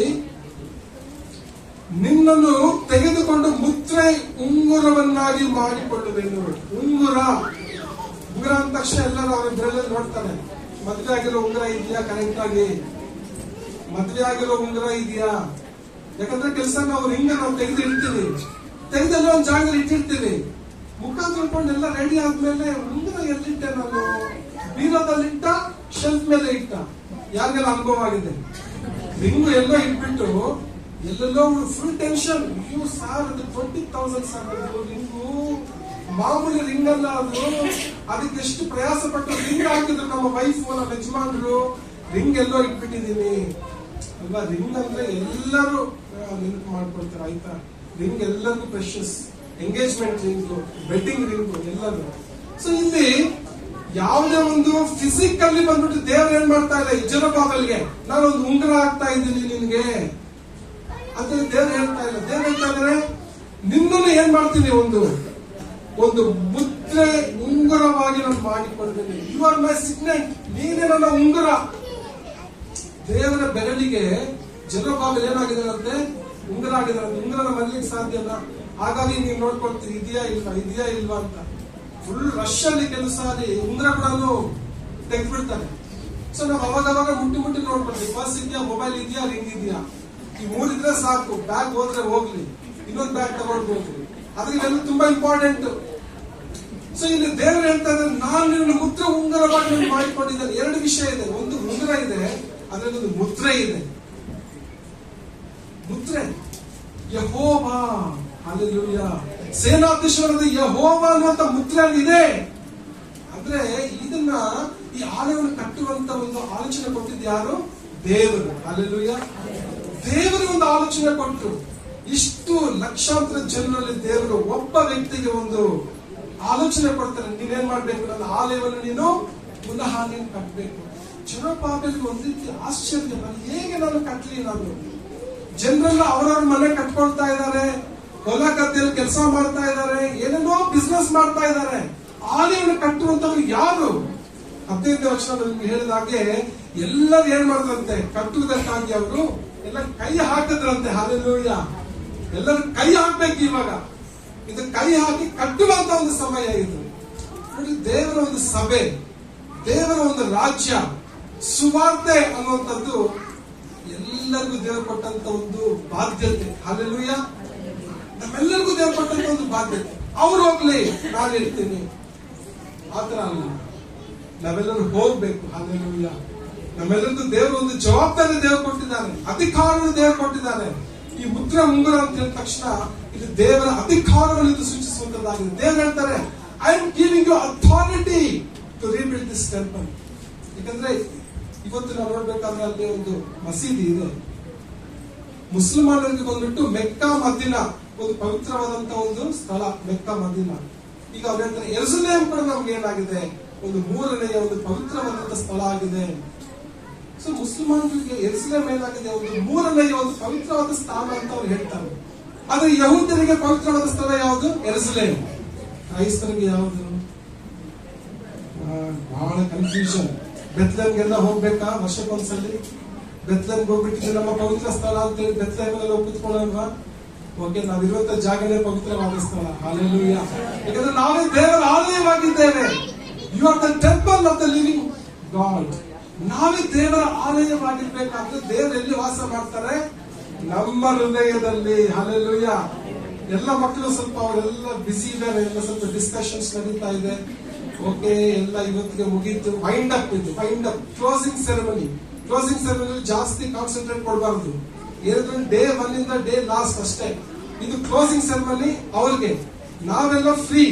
ಅದಕ್ಕೆ ಅವ್ರು ಫುಲ್ಲು 2x2 ಡಿಸ್ಕಷನ್ ಮಾಡ್ತಾ ಇದ್ದಾರೆ. ನೆಕ್ಸ್ಟ್ ಏನು, ನಾಳೆಯಿಂದ ಏನು ಎಲ್ಲ ಪ್ಲಾನಿಂಗ್ ಮಾಡ್ತಾ ಇದ್ದಾರೆ. ಅದಕ್ಕೆ ಅವರು ಇಲ್ಲಿ ಅಪ್ಲೈ ಆಗ್ತಾ ಇಲ್ಲ. ನಾನು ಹೇಳ್ತಾ ಇರೋದಕ್ಕೆ ಎಲ್ಲ ಕೇಳಿ ಕೇಳಿ ಸಾಕಾಯ್ತು. ಸಿಗ್ನೇಚರಿಂಗ್ ಕೇಳಿ ಕೇಳಿ ಕೇಳಿ ರಿಂಗೇ ಕೊಟ್ಟಿಲ್ಲ ಅವರಿಗೆ. ಕೊಟ್ಟರೆ ಎಲ್ಲರಿಗೂ ರಿಂಗ್ ಸಿಗ್ನೇಚರಿಂಗ್ ಬಂತಪ್ಪ ಮಾಡಿದ್ದಾರೆ, ಬಟ್ ಸಿಗ್ನೇಚರಿಂಗ್ ಸಿಕ್ಕಿಲ್ಲ ಅಂತ ಎಲ್ಲರೂ ಬೇಜಾರು. BBS ಮಿನಿಸ್ಟರ್ಸ್ಗೆ ಫೋನ್ ಮಾಡ್ಬೇಕು, ಎಲ್ಲರಿಗೂ ಒಂದು ರಿಂಗ್ ಕೊಟ್ಬಿಡಿ ಅಂತ ಹೇಳ್ಬಿಟ್ಟು. ಡೂಪ್ಲಿಕೇಟ್ ಏನೋ ಕೊಡ್ರಿ, ಒಂದು ಹಾಕೊಂಡು ಓಡಾಡ್ತೀವಿ ಅಂತ ಹೇಳಿ, ಆಯ್ತಾ? ಸೊ ಈಗ ಸಿಗ್ನೆಟ್ ರಿಂಗ್ ಅನ್ನೋದೇ ಜೆರುಬ್ಬಾಬೆಲ್ಗೆ ದೇವ್ರು ಕೊಟ್ಟಿಲ್ಲ. ಇನ್ನು ನಮಗೆಲ್ಲಿ ಸಿಗ್ತದೆ? ಇಲ್ಲಿ ಜೆರುಬ್ಬಾಬೆಲ್ಗೆ ಸಿಕ್ಕಿಲ್ಲ. ಸೊ ಜೆರುಬ್ಬಾಬೆಲ್ ಏನಾದಂತ ಒಂದು ಸಿಗ್ನೆಟ್ ರಿಂಗ್ ಆಗ್ಬಿಟ್ಟ. ಹಲ್ಲೆಲೂಯಾ. ಇವತ್ತು ನೀವು ಒಬ್ಬೊಬ್ಬರು ಏನಾಗಿದೆ ಅಂದ್ರೆ ಮುದ್ರೆ ಉಂಗುರವಾಗಿ ನೀವು ಮಾರ್ಪಟ್ಟಿದ್ದೀರಾ. ಹಲ್ಲೆಲೂಯಾ. ದೇವರು ನಿಮ್ಮನ್ನು ಏನ್ ಮಾಡಿದಾನೆ ಗೊತ್ತಲ್ಲ, ಅಂಗೈಯಲ್ಲಿ ಚಿತ್ರಿಸ್ಕೊಂಡಿದ್ದಾನೆ. ಕನೆಕ್ಷನ್ಸ್ ಅರ್ಥ ಆಗ್ತದೆ. ದೇವರು ನಮ್ಮನ್ನು ಎಲ್ಲಿ ಮಾಡಿದ? ತನ್ನ ಅಂಗೈಯಲ್ಲಿ, ತನ್ನ ಅಂಗೈಯನ್ನು ಚಿತ್ರಿಸ್ಕೊಂಡಿದ್ದಾನೆ ಅಂತ ದೇವರು ನಮ್ಮನ್ನ ದಿನಾಲು ನೋಡ್ತಾರಂತೆ. ದಿವ್ಯ ಜ್ಯೋತಿ ನಾಸನ್ ಸಭೆಯವರು ಹೆಂಗಿದ್ದಾರೆ, ಯಾವ ಟೈಮ್ಗೆ ಎದ್ದೇಳ್ತಾರೆ, ಯಾರೆಲ್ಲ ಬೈಬಲ್ ಹೋಗ್ತಾರೆ, ಯಾರು ರೆಗ್ಯುಲರ್ ಆಗಿ ಚರ್ಚ್ ಬರ್ತಾರೆ, ಕೈತ್ ಕೊಡ್ತಾರೆ, ಎಲ್ಲ ದೇವರು ದಿನಾಲು ನಮ್ಮನ್ನ ಸ್ಟಡಿ ಮಾಡ್ತಾ ಇದ್ದಾರೆ. ನಮ್ಗೆ ಹೇಳ್ತಾ ಇಲ್ಲ ಅಷ್ಟೇ, ರಿಪೋರ್ಟ್ ಬರ್ತಾ ಇಲ್ಲ ಅಷ್ಟೇ. ಫೈನಲ್ ರಿಪೋರ್ಟ್ ಬರುತ್ತೆ ಸೆಕೆಂಡ್ ಕಮಿಂಗ್ ಅಲ್ಲಿ. ಆ ಫೈನಲ್ ರಿಪೋರ್ಟ್ ನಾವೆಲ್ಲ ಕಾಯಬೇಕು. ದೇವರ ಸಿಂಹಾಸನದಲ್ಲಿ ನಾವು ನಿಂತ್ಕೊಳ್ಬೇಕು. ಅದಕ್ಕಾಗಿ ನಮ್ಮ ರಿಪೋರ್ಟ್ ಕಾರ್ಡ್ ಅಲ್ಲಿ ಎಲ್ಲ ಸ್ವಲ್ಪ A+ ಇರ್ಬೇಕಂತಂದ್ರೆ ಏನ್ ಮಾಡ್ಬೇಕು? ನಾವೆಲ್ಲ ವರ್ಕೌಟ್ ಮಾಡ್ಬೇಕು. ಹಲ್ಲೆಲೂಯಾ. ನಾವು ವರ್ಕೌಟ್ ಮಾಡ್ಬೇಕು. ಸೊ ಇಲ್ಲಿ ಮುದ್ರೆ ಉಂಗುರವನ್ನಾಗಿ ದೇವರು ಏನ್ ಮಾಡ್ತಾರೆ ನಾವು ಮಾಡಿದ್ವಿ. ಈ ಮುದ್ರೆ ಉಂಗುರ ಅಂದ ತಕ್ಷಣ ನಮಗೆ ಎಸ್ತೇರನ ಪುಸ್ತಕ 3:10. ಎಸ್ತೇರನ ಪುಸ್ತಕ 3:10 ಯಾರು? ಐಶ್ವರ್ಯ ರೋಷನ್ ಏನ್ ಮಾಡ್ತಾನೆ ಅಂದ್ರೆ ಹಾಮಾನನಿಗೆ ಒಂದು ಮುದ್ರೆ ಉಂಗುರವನ್ನು ಏನ್ ಮಾಡ್ತಾನೆ? ಬಿಚ್ಚಿ ಅವ್ರು ಕೊಡ್ತಾನೆ. ಬೈಬಲ್ ನೋಡ್ಬೇಕಾದ್ರೆ ಒಬ್ಬ ರಾಜ ತನ್ನ ಮುದ್ರೆ ಉಂಗುರವನ್ನು ಏನ್ ಮಾಡ್ತಾನೆ? ಮತ್ತೊಬ್ಬನ್ ಕೊಡೋದು ಅಲ್ಲೇ ನಾವು ನೋಡೋದು. ಆ ಮುದ್ರೆ ಉಂಗುರವನ್ನು ಕೊಟ್ಬಿಡ್ತಾನೆ. ಏನಂತ ಹೇಳ್ತಾನೆ? ಹೋದ್ರಿ 3:10 ಎಸ್ತೇರನ ಪುಸ್ತಕ 3:10. Book of Esther chapter 3 verse 10. ಆಗ ಅರಸನು ತನ್ನ ಕೈಯಲ್ಲಿದ್ದ ಮುದ್ರೆಯನ್ನು ತೆಗೆದು ಅದಾಗನ ವಂಶದವರು ಎಮ್ಮೆಗಾತನ ಮಗನು ಹಾಮಾನನಿಗೆ ಒಪ್ಪಿಸಿ ಅವನಿಗೆ ಆ ಬೆಳ್ಳಿ ನಿನ್ನಲ್ಲೇ ಇರಲಿ, ನೀನು ಆ ಜನರನ್ನು ಏನು ಬೇಕಾದರೂ ಮಾಡಬಹುದು ಎಂದು ಹೇಳಿದರು. ಓಕೆ, ಸೊ ಯಹೂದ್ಯರಿಗೆ ವಿರೋಧಿಯಾಗಿರುವಂತಹ ಹಾಮಾನನಿಗೆ ರಾಜ ಏನ್ ಮಾಡ್ತಾನೆ? ಉಂಗುರನ ಕೊಟ್ಬಿಡ್ತಾನೆ, ಹೋಗು ತಗೊಂಡೋಗು. ಅದರಲ್ಲಿ ಮುದ್ರೆ ಇದೆ, ರಾಜನ ಮುದ್ರೆ ಇದೆ. ನಿಮ್ಗೆ ಏನ್ ಬೇಕಾದ್ರೂ ಒಂದು ಪ್ರಕಟಣೆ ಹೊರಡಿಸಬಹುದು. ಹೊರಡಿಸ್ಬಿಟ್ಟು ಏನ್ ಮಾಡ್ಬೇಕು? ಆ ಸಿಗ್ನೆಚರ್ ಏನ್ ಮಾಡ್ಬೇಕು? ಹಿಂಗೆ ಅದ್ರ ಮೇಲೆ ಪ್ರೆಸ್ ಮಾಡ್ಬೇಕು. ಪ್ರೆಸ್ ಮಾಡಿದಾಗ ಇದು ರಾಜನಿಂದ ಬಂದಂತ ಒಂದು ಶಾಸನ ಇದೆ. ಎಲ್ಲರೂ ಏನ್ ಮಾಡ್ಬೇಕು? ಅದಕ್ಕೆ ತಲೆ ಬಾಗ್ಬೇಕು. ನೋಡ್ರಿ, ರಾಜ ಎಲ್ಲರಿದ್ದಾನೆ, ರಿಂಗ್ ಕೊಟ್ಬಿಟ್ಟ. ನೀನ್ ಏನಾದ್ರೂ ಬರ್ಕೋ, ಯಾರ ಮೇಲಾದ್ರೂ ಹಾನ್ ಮಾಡ್ಬೇಕು, ಏನಾದ್ರೂ ಮಾಡ್ಕೊ ನೀನು. ಸೊ ಹಾಮನ ಒಂದು ಮೈಂಡ್ ಅಲ್ಲಿ ಏನಂತಂದ್ರೆ ಎಲ್ಲಾ ಯಹೂದ್ಯರನ್ನ ಏನ್ ಮಾಡ್ಬೇಕು? ಸಂಹಾರ ಮಾಡ್ಬೇಕು. 127 ಸಂಸ್ಥಾನದಲ್ಲಿ ಎಲ್ಲಾ ಯಹೂದ್ಯರ ಸಂಹಾರ ಮಾಡ್ಬೇಕಂತೇಳಿ ಅವನೊಂದು ಆಲೋಚನೆ ಮಾಡೋದು ನಾವು ನೋಡ್ತಾ ಇದ್ದೀವಿ. ಸೊ ಇವಾಗ ದೇವರು ಇಲ್ಲಿ ಜೆರುಬ್ಬಾಬೆಲ್ಗೆ ಹೇಳ್ತಾರೆ, ನೀನು ನನಗೊಂದು ಮುದ್ರೆ ಉಂಗರವಾಗಿ ನಾನು ನಿನ್ನ ಮಾಡ್ತೇನೆ, ನಾನು ನಿನ್ನ ಆರಿಸಿಕೊಂಡಿದ್ದೇನೆ, ನಿನ್ನ ಸೇವಕನು, you are my servant, you are the chosen one. ಇಂತ ಒಂದು ಅದ್ಭುತವಾದಂತ ಒಂದು ಕಂಫರ್ಟ್, ದೇವರಿಂದ ಎಷ್ಟೊಂದು ಆದರಣೆ, ದೇವರಿಂದ ಜೆರುಬ್ಬಾಬೆಲ್ಗೆ ಎಷ್ಟೊಂದು ಪ್ರೋತ್ಸಾಹ ಆಲಯವನ್ನು ಕಟ್ಟುವುದಕ್ಕಾಗಿ. ಇವತ್ತು ಅನೇಕರಿಗೆ ಕಟ್ಟುವಂತ ಆಸೆ ಇದೆ, ತಮ್ಮ ಜೀವಿತವನ್ನು ಕಟ್ಕೊಳ್ಬೇಕು, ಸೇವೆ ಮಾಡ್ಬೇಕಂತೇಳಿ, ಬಟ್ ಅವ್ರಿಗೆ ಪ್ರೋತ್ಸಾಹ ಮಾಡೋದಿಲ್ಲ. ಇವತ್ತು ಏನಿದೆ ಅಂದ್ರೆ ಪ್ರೋತ್ಸಾಹದ ಕೊರತೆ ಇದೆ. ಬಹಳ ನಾವು ಡಿಸ್ಕರೇಜ್ ಮಾಡೋದು ಜಾಸ್ತಿ, ತಪ್ಪುಗಳನ್ನ ಕಂಡುಹಿಡಿಯೋದು ಜಾಸ್ತಿ. ಆದ್ರೆ ನಾವು ಈ ವ್ಯಕ್ತಿಗೆ ನಾವು ಪ್ರೋತ್ಸಾಹ ಮಾಡಬಹುದು? ಹೇಗೆ? How can I motivate him for the ministry? ಒಂದು ಕಟ್ಟುವುದಕ್ಕಾಗಿ, ದೇವರ ರಾಜ್ಯವನ್ನು ಕಟ್ಟುವುದಕ್ಕಾಗಿ, ನಮ್ಮ ಕುಟುಂಬವನ್ನು ಕಟ್ಟಿಕೊಳ್ಳುವುದಕ್ಕಾಗಿ ಇವರಿಗೆ ಯಾವ ಒಂದು ಒಳ್ಳೆ ಮಾತಿಂದ ನಾನು ಇವರಿಗೆ ಪ್ರೋತ್ಸಾಹ ಮಾಡಬೇಕು? ನೋಡಿ, ಎಲ್ಲ ನಮ್ಮ ಬಾಯಲ್ಲಿ ಯಾವುದು ಪ್ರೋತ್ಸಾಹದ ಮಾತು ಬರಬೇಕು. ಹಾಲೆಲೂಯಾ. ಮತ್ತೊಬ್ಬರು ನಿರುತ್ಸಾಹ ಮಾಡಬೇಡ್ರಿ, ಪಕ್ಷಪಾತ ಮಾಡಬೇಡ್ರಿ, ಎಲ್ಲರ ಸಮವಾಗಿ ನಾವು ಕಾಣಬೇಕು. ಹಾಲೆಲೂಯಾ. ನಾವೆಲ್ಲ ದೇವರ ತೋಟದ, ನಾವೆಲ್ಲ ಜೊತೆ ಕೆಲಸದವರಾಗಿದ್ದೇವೆ. Co workers, co labourers in the kingdom of God. ಕೆಲವರು ಹದ್ದಿನಂತೆ ಹಾರ್ತಾರೆ, ಕೆಲವರು ಓಡ್ತಾರೆ, ಕೆಲವರು ನಡೀತಾರೆ, ಬಟ್ ಗುರಿ ತಲುಪಬೇಕು. ಹಾಲೆಲೂಯಾ. ಹಾರುವಂತವ್ರು ಎಲ್ಲರೂ ಇನ್ನಲ್ಲಿ, ಎಲ್ಲರೂ ಹಾರೋದಿಲ್ಲ. ಹಾರ್ಲಿಕ್ಕೆ ಸಾಧ್ಯ ಅಂದ್ರೆ ಹಾರ್ರಿ, ಹಾರ್ಲಿಕ್ಕಾಗಿಲ್ಲ ಅಂದ್ರೆ ಓಡ್ರಿ, ಓಡ್ಲಿಕ್ಕಾಗಿಲ್ಲ ಅಂದ್ರೆ ನಡೀರಿ. ಆದ್ರೆ ಏನ್ ಮಾಡ್ಬೇಕು? ನಮ್ಮ ಜೀವನದಲ್ಲಿ ನಮ್ಮ ಗುರಿಯನ್ನು ನಾವು ತಲುಪಬೇಕು. ನೀವು ಪ್ರೋತ್ಸಾಹ ಮಾಡ್ತೀರಾ? ಯಾರಾದ್ರೂ ಸ್ವಲ್ಪ ಜೀವನದ ಯಾತ್ರೆಯಲ್ಲಿ ನನಗೆ ಸುಸ್ತಾಗಿದೆ, ನಡಿಲಿಕ್ಕೂ ಆಗಲ್ಲ ಅಂತ ಕುತ್ಕೊಂಡ್ಬಿಟ್ಟಿರ್ತಾನೆ, ಸ್ವಲ್ಪ ನೀವು ಕೈ ಲಿಫ್ಟ್ ಮಾಡ್ಬೇಕು. ಅವನ್ನ ಏನ್ ಮಾಡ್ಬೇಕು? ಲಿಫ್ಟ್. ಅವನ್ನ ಹಿಡ್ಕೊಂಡು ಜೊತೆ ಕರ್ಕೊಂಡು ಹೋಗ್ಬೇಕು ನಿಧಾನ. ನಿಮ್ದು ಸ್ಲೋ ಆದ್ರೂ ಪರವಾಗಿಲ್ಲ, ಇನ್ನೊಬ್ಬರನ್ನ ಕರ್ಕೊಂಡು ಏನ್ ಮಾಡ್ಬೇಕು? ನಾವು ಜೊತೆಯಾಗಿ ಹೋಗ್ಬೇಕು, ಗುರಿ ತಲುಪಬೇಕು. ಎಲ್ಲರಿಗೂ ಬಹುಮಾನ ಇದೆ. ಒಂದು ನಮ್ಮ ಓಟದಲ್ಲಿ ಏನಿದೆ, ಎಲ್ಲರಿಗೂ ಇಲ್ಲಿ ಫಸ್ಟ್, ಸೆಕೆಂಡ್, ಥರ್ಡ್ ಇಲ್ಲ. ಇಲ್ಲಿ ಯಾರೆಲ್ಲ ಗುರಿ ತಲುಪ್ತಾರೋ ಅವ್ರಿಗೆಲ್ಲರಿಗೂ ಶ್ರೇಷ್ಠವಾದ ಬಹುಮಾನವನ್ನು ದೇವರು ಇಟ್ಟಿದ್ದಾನೆ. ಸೊ ಈ ಒಂದು ಜೆರುಬ್ಬಾಬೆಲನ್ನ ದೇವರು ಯಾಕೆ ಆಯ್ಕೆ ಮಾಡ್ಕೊಂಡ್ರು ನೋಡ್ಬೇಕಾದ್ರೆ ನಾವು ಮತ್ತಾಯನ ಸುವಾರ್ತೆ 1:12 ಓದ್ಕೊಳ್ಳೋಣ. ಮತ್ತಾಯನ ಸುವಾರ್ತೆ 1:12-13. ಬಾಬಿಲನಿಗೆ ಸೆರೆ ಹೋದ ಮೇಲೆ ಯೆಕೊನ್ಯನು ಶೆಯಲ್ತೀಯೇಲನನ್ನು ಪಡೆದನು, ಶೆಯಲ್ತೀಯೇಲನು ಜೆರುಬ್ಬಾಬೆಲನನ್ನು ಪಡೆದನು, ಜೆರುಬ್ಬಾಬೆಲನು ಅಬೀಹುವನ್ನು ಪಡೆದನು. ಕರ್ತನಿಗೆ ಸ್ತೋತ್ರ. ಜೆರುಬ್ಬಾಬೆಲ್ ಯಾರು? ದಾವೀದನ ವಂಶದವನು. ಹಾಲೆಲೂಯಾ. ದೇವರು ದಾವೀದನೊಂದಿಗೆ ಒಡಂಬಡಿಕೆ ಮಾಡ್ಕೊಂಡಿರ್ತಾನೆ. ಸೊ ದಾವೀದನ ವಂಶದಲ್ಲಿ ಜೆರುಬ್ಬಾಬೆಲ್ ಬರ್ತಾನೆ. ಜೆರುಬ್ಬಾಬೆಲ್ ಅನ್ನೋ ಒಂದು ನಾಯಕತ್ವದಲ್ಲಿ ಏನಾಗುತ್ತಂದ್ರೆ ಹಾಳು ಬಿದ್ದಂತ ದೇವಾಲಯ ಏನಾಗ್ತದೆ? ಅದು ಕಟ್ಟಲ್ಪಡ್ತದೆ. ನೋಡಿ, ಆ ದೇವಾಲಯ ಕಟ್ಟಲ್ಪಡಬೇಕಾದ್ರೆ ಆ ಒಂದು ಅರಸನು ದಾರ್ಯಾವೇಶನು, ಇದನ್ನೇನು ಯೆಹೋವನ ಭಕ್ತನ, ಏನು ದಾರ್ಯಾವೇಶ, King Darius was a godly king. ಅವನಿಗೆ ಯೆಹೋವ ದೇವರು ಏನಂತ ಗೊತ್ತಿದ್ದ? ದೇವರು ಅವನಿಗೊಂದು ಪ್ರೇರೇಪಣೆ ಪಡ್ತಾರೆ, ನನ್ನ ಜನರಿಗೆ ನೀನು ಏನು ತೊಂದರೆ ಮಾಡಬೇಡ, ನನ್ನ ಜನರು ಆಲಯವನ್ನು ಕಟ್ಟುವುದಕ್ಕಾಗಿ ನೀನು ಏನ್ ಮಾಡ್ಬೇಕು? ಅವನ್ನ ರಿಲೀಸ್ ಮಾಡ್ಬೇಕು, ಅವ್ರು ಹೋಗುವಂತೆ ನೀನ್ ಮಾಡ್ಬೇಕು. ನೋಡ್ರಿ, ಆ ರಾಜನಿಗೆ ಯೆಹೋವ ದೇವರು ಯಾರಂತಾನೆ ಗೊತ್ತಿಲ್ಲ, ಬಟ್ ದೇವರು ಅವನ್ನ ಪ್ರೇರೇಪಣೆ ಮಾಡ್ತಾರೆ. ನನ್ನ ಜನರನ್ನ ಏನ್ ಮಾಡು ನೀನು ಕಳಿಸ್ಕೊಂಡು. ನಾವು ಅನ್ಕೊಂತೀವಿ ನಮ್ಗೆಲ್ಲ ಫೇವರಬಲ್ ಗವರ್ಮೆಂಟ್ ಇರ್ಬೇಕು, ಸೆಂಟ್ರಲ್ ಗವರ್ಮೆಂಟ್ ನಮ್ಮವ್ರು ಇರ್ಬೇಕು, ಸ್ಟೇಟ್ ಗವರ್ಮೆಂಟ್ ನಮ್ಮವ್ರು ಇದ್ರೆ ಸರ್ ಎಲ್ಲ ವರ್ಕ್ ಆಗೋದು. ಇಲ್ಲಿ ಒಂದು ಅಲ್ಲಿ ಇನ್ನೊಂದಿದ್ರೆ ಆಗಲ್ಲ ಸರ್ ಅದೆಲ್ಲೂ. ಅದು ನಮ್ಮ ಲೆಕ್ಕಾಚಾರ. ದೇವ್ರು ಏನ್ ಮಾಡ್ತಾರೆ, ದೇವ್ರು ತನ್ನ ಕಾರ್ಯವನ್ನು ಮಾಡಬೇಕಾದ್ರೆ ಸೆಂಟ್ರಲ್ ಗವರ್ಮೆಂಟ್ ಅವರಾದ್ರೂ ಇರ್ಲಿ, ಸ್ಟೇಟ್ ಗವರ್ಮೆಂಟ್ ಆದ್ರೂ ಇರ್ಲಿ, ತನ್ನ ಕೆಲಸನ ದೇವ್ರು ಮಾಡ್ತಾನೆ. ಹಲ್ಲೆಲೂಯಾ. ಅದಕ್ಕಾಗಿ ನಾವು ಯಾವುದೊಂದು ಸರ್ಕಾರದ ಅಧಿಕಾರಿ ನಾವು ನೋಡ್ತಾ ನಾವು ಕುತ್ಕೊಂಡಿರ್ಬಾರ್ದು. ನಾವು ದೇವ್ರ ಕಾರ್ಯ ಮಾಡ್ಬೇಕಾ, ನಾವು ಮಾಡ್ಬೇಕು. ಅಲ್ಲಿ ಏನ್ ವಿರೋಧ ಇದೆಯೋ, ಯಾವ ಒಂದು ತೊಂದರೆ ಇದೆಯೋ ನೋಡಿ. ಒಂದು ಬಿಹಾರ್, ಜಾರ್ಖಂಡ್ ಎಲ್ಲ UP ಎಲ್ಲ ನೋಡ್ಬೇಕಂದ್ರೆ ಬಹಳ ವಿರೋಧ ಇದೆ. ಆದ್ರೆ ನೀವು ಅನ್ಕೊಂಡಿದ್ದಾರೆ ಎಲ್ಲ ಪಾಸ್ಟರ್ಸ್ ಎಲ್ಲ ಓಡೋಗ್ಬಿಟ್ಟಿದ್ದಾರೆ ಅಂತೇಳಿ. ಅಲ್ಲಿ ಚರ್ಚೆ ಇಲ್ವಾ, ಅಲ್ಲಿ ಹೌಸ್ ಚರ್ಚಸ್ ಇಲ್ವಾ, ಅಲ್ಲಿ ಪ್ರೇಯರ್ ಮೀಟಿಂಗ್ ನಡೀತಾ ಇಲ್ವಾ ಅಲ್ಲಿ? ಸೊ ಎಲ್ಲಿ ವಿರೋಧ ಇದೆಯೋ ಅಲ್ಲಿ ಸಭೆ ಬೆಳೀತದೆ. ಹಲ್ಲೆಲೂಯಾ. ಸೊ ಈಗ ವಿರೋಧ ಬೇಕಾ? ಬೆಂಗಳೂರಿಗೆ, ಕರ್ನಾಟಕ ಸತ್ಯ ಏನು ಬೇಡ. ಹೆಂಗಿದ್ಯೋ ಹಂಗೆ ಮೂವ್ ಆಗ್ಲಿ, ಹಂಗೆ ಹೋಗ್ತಾ ಇರೋಣ. ಸ್ವಲ್ಪ ಯಾರಾಗುತ್ತೋ ಆಗ್ಲಿ, ನಾವ್ ಹಿಂಗೆ ಇರೋಣ. ಸೊ ದೇವ್ರ ಗೊತ್ತಿಲ್ಲ ನಮ್ಗೆ, ನಮ್ಮ ಸನ್ನಿವೇಶಗಳು ಹೇಗಿರುತ್ತೆ ಅಂತ ಗೊತ್ತಿಲ್ಲ. ಅದರಿಂದ ರಾಜಕೀಯ ಪರಿಸ್ಥಿತಿ, ಧಾರ್ಮಿಕ ಪರಿಸ್ಥಿತಿ ಏನೇ ಇರ್ಲಿ, ದೇವರು ನಿಂತ್ಕೊಂಡ್ರೆ ದೇವರಿಗೆ ಎದುರಾಗಿ ಯಾರು ನಿಲ್ಲೋದಕ್ಕೆ ಆಗೋದಿಲ್ಲ. If God stands, no one can stand against him. ದೇವರ ವಿರುದ್ಧವಾಗಿ ಯಾವ ಆಯುಧಗಳು ಕೂಡ ಅದನ್ನು ದೇವರನ್ನು ಸೋಲಿಸಲಿಕ್ಕೆ ಆಗೋದಿಲ್ಲ ಅಂತೇಳಿ ನಾವು ನೋಡ್ತಾ ಇದ್ದೀವಿ. ಇವಾಗ ಇಂಥದ್ದು ದಾರಿವೇಶನ್ ಒಬ್ಬ ಬೇರೆ ಅಧಿಕಾರಿ, ಅದು ದೇವರು ಅನ್ಯ ರಾಜ್ಯಗಳನ್ನ ಏನ್ ಮಾಡ್ತಾರೆ ಇಲ್ಲಿ ಉಪಯೋಗಿಸಿ. ಹಾಗೆ ಇಲ್ಲಿ ದೇವರ ಒಂದು ಅಪ್ರೂವಲ್ ಕೊಡ್ತಾರೆ. ಓಕೆ, ನೀನು ಕಟ್ಟುವುದಕ್ಕಾಗಿ ನೀನು ಹೋಗು, ನೀನು ಆರಿಸಲ್ಪಟ್ಟವನು ಎಂಬುದಾಗಿ ಇಲ್ಲಿ ಹೇಳೋದು ನಾವು ನೋಡ್ತಾ ಇದ್ದೀವಿ. ಹಾಗಾದ್ರೆ ಜೆರುಬ್ಬಾಬೆಲ್ ಏನಾದಂತಂದ್ರೆ ಯೇಸುವಿನ ವಂಶಾವಳಿಗೆ ಸೇರಿ ಬಂದ. ನೋಡಿ, ದಾವೀದಾಗ್ಲಿ ಜೆರುಬ್ಬಾಬೆಲ್ ಯೇಸು ಕ್ರಿಸ್ತನ ವಂಶಾವಳಿಯಲ್ಲಿ ಜೆರುಬ್ಬಾಬೆಲ್ ಹೆಸರಿನಲ್ಲಿ ಕೊಡಲ್ಪಟ್ಟಿದ್ದು ನಾವು ನೋಡ್ತಾ ಇದ್ದೀವಿ. ಸೊ ಇವತ್ತು ನಮಗೆ ಯಾವ ಮುದ್ರೆ ಇದೆ? ಓಕೆ, ನಾವು ಯಾರು ಜೆರುಬ್ಬಾಬೆಲ್ ಅಲ್ಲ, ನಾವು ಇಸ್ರೇಲ್ ದೇಶದಲ್ಲಿ ಹುಟ್ಟಿಲ್ಲ, ಬ್ಯಾಬಿಲೋನ್ ನೋಡಿಲ್ಲ, ನಾವು ಯಾವ ಸರಿಯಾಗಿ ಹೋಗಿಲ್ಲ, ನಾವು ಇಂಡಿಯನ್ಸ್ ಆಗಿದ್ದೀವಿ, ಇಲ್ಲೇ ಇದ್ದೀವಿ, ನಮ್ಗೆ ಯಾವ ಒಂದು ದಾಸತ್ವ ಇಲ್ಲ ಅಂತ ಹೇಳ್ಬಿಟ್ಟು ನಾವೆಲ್ಲ ಹೇಳ್ಬೋದು. ಸೊ ನಮಗೆ ಯಾವ ಮುದ್ರೆ ಹಾಕಲ್ಪಟ್ಟಿದೆ ಅಂತ ನೋಡ್ಬೇಕಾದ್ರೆ ಎಫೆಸ 1 ಇದು ಲಾಸ್ಟ್. ಅವರೆಲ್ಲ ಆಲ್ಟರ್ ಕರೀತಾ ಇದ್ದಾರೆ, ಹೋಗೋಣ ಬನ್ನಿ ಅಂತ ಹೇಳಿ.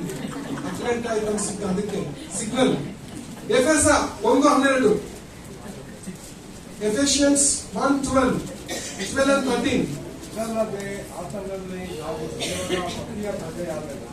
ಬರಬೇಕಾದ ಕ್ರಿಸ್ತನನ್ನು ಎದುರು ನೋಡುತ್ತಿದ್ದ ನಾವು ತನ್ನ ಮಹಿಮೆಯನ್ನು ಪ್ರಕಾಶಪಡಿಸಬೇಕೆಂದು ಸಮಸ್ತ ಕಾರ್ಯಗಳು ತನ್ನ ಇಷ್ಟದಂತೆ ನಡೆಸುವ ದೇವರು ತನ್ನ ಸಂಕಲ್ಪದ ಮೇರೆಗೆ ನಮ್ಮನ್ನು ಆದಿಯಲ್ಲೇ ಆರಿಸಿಕೊಂಡರು.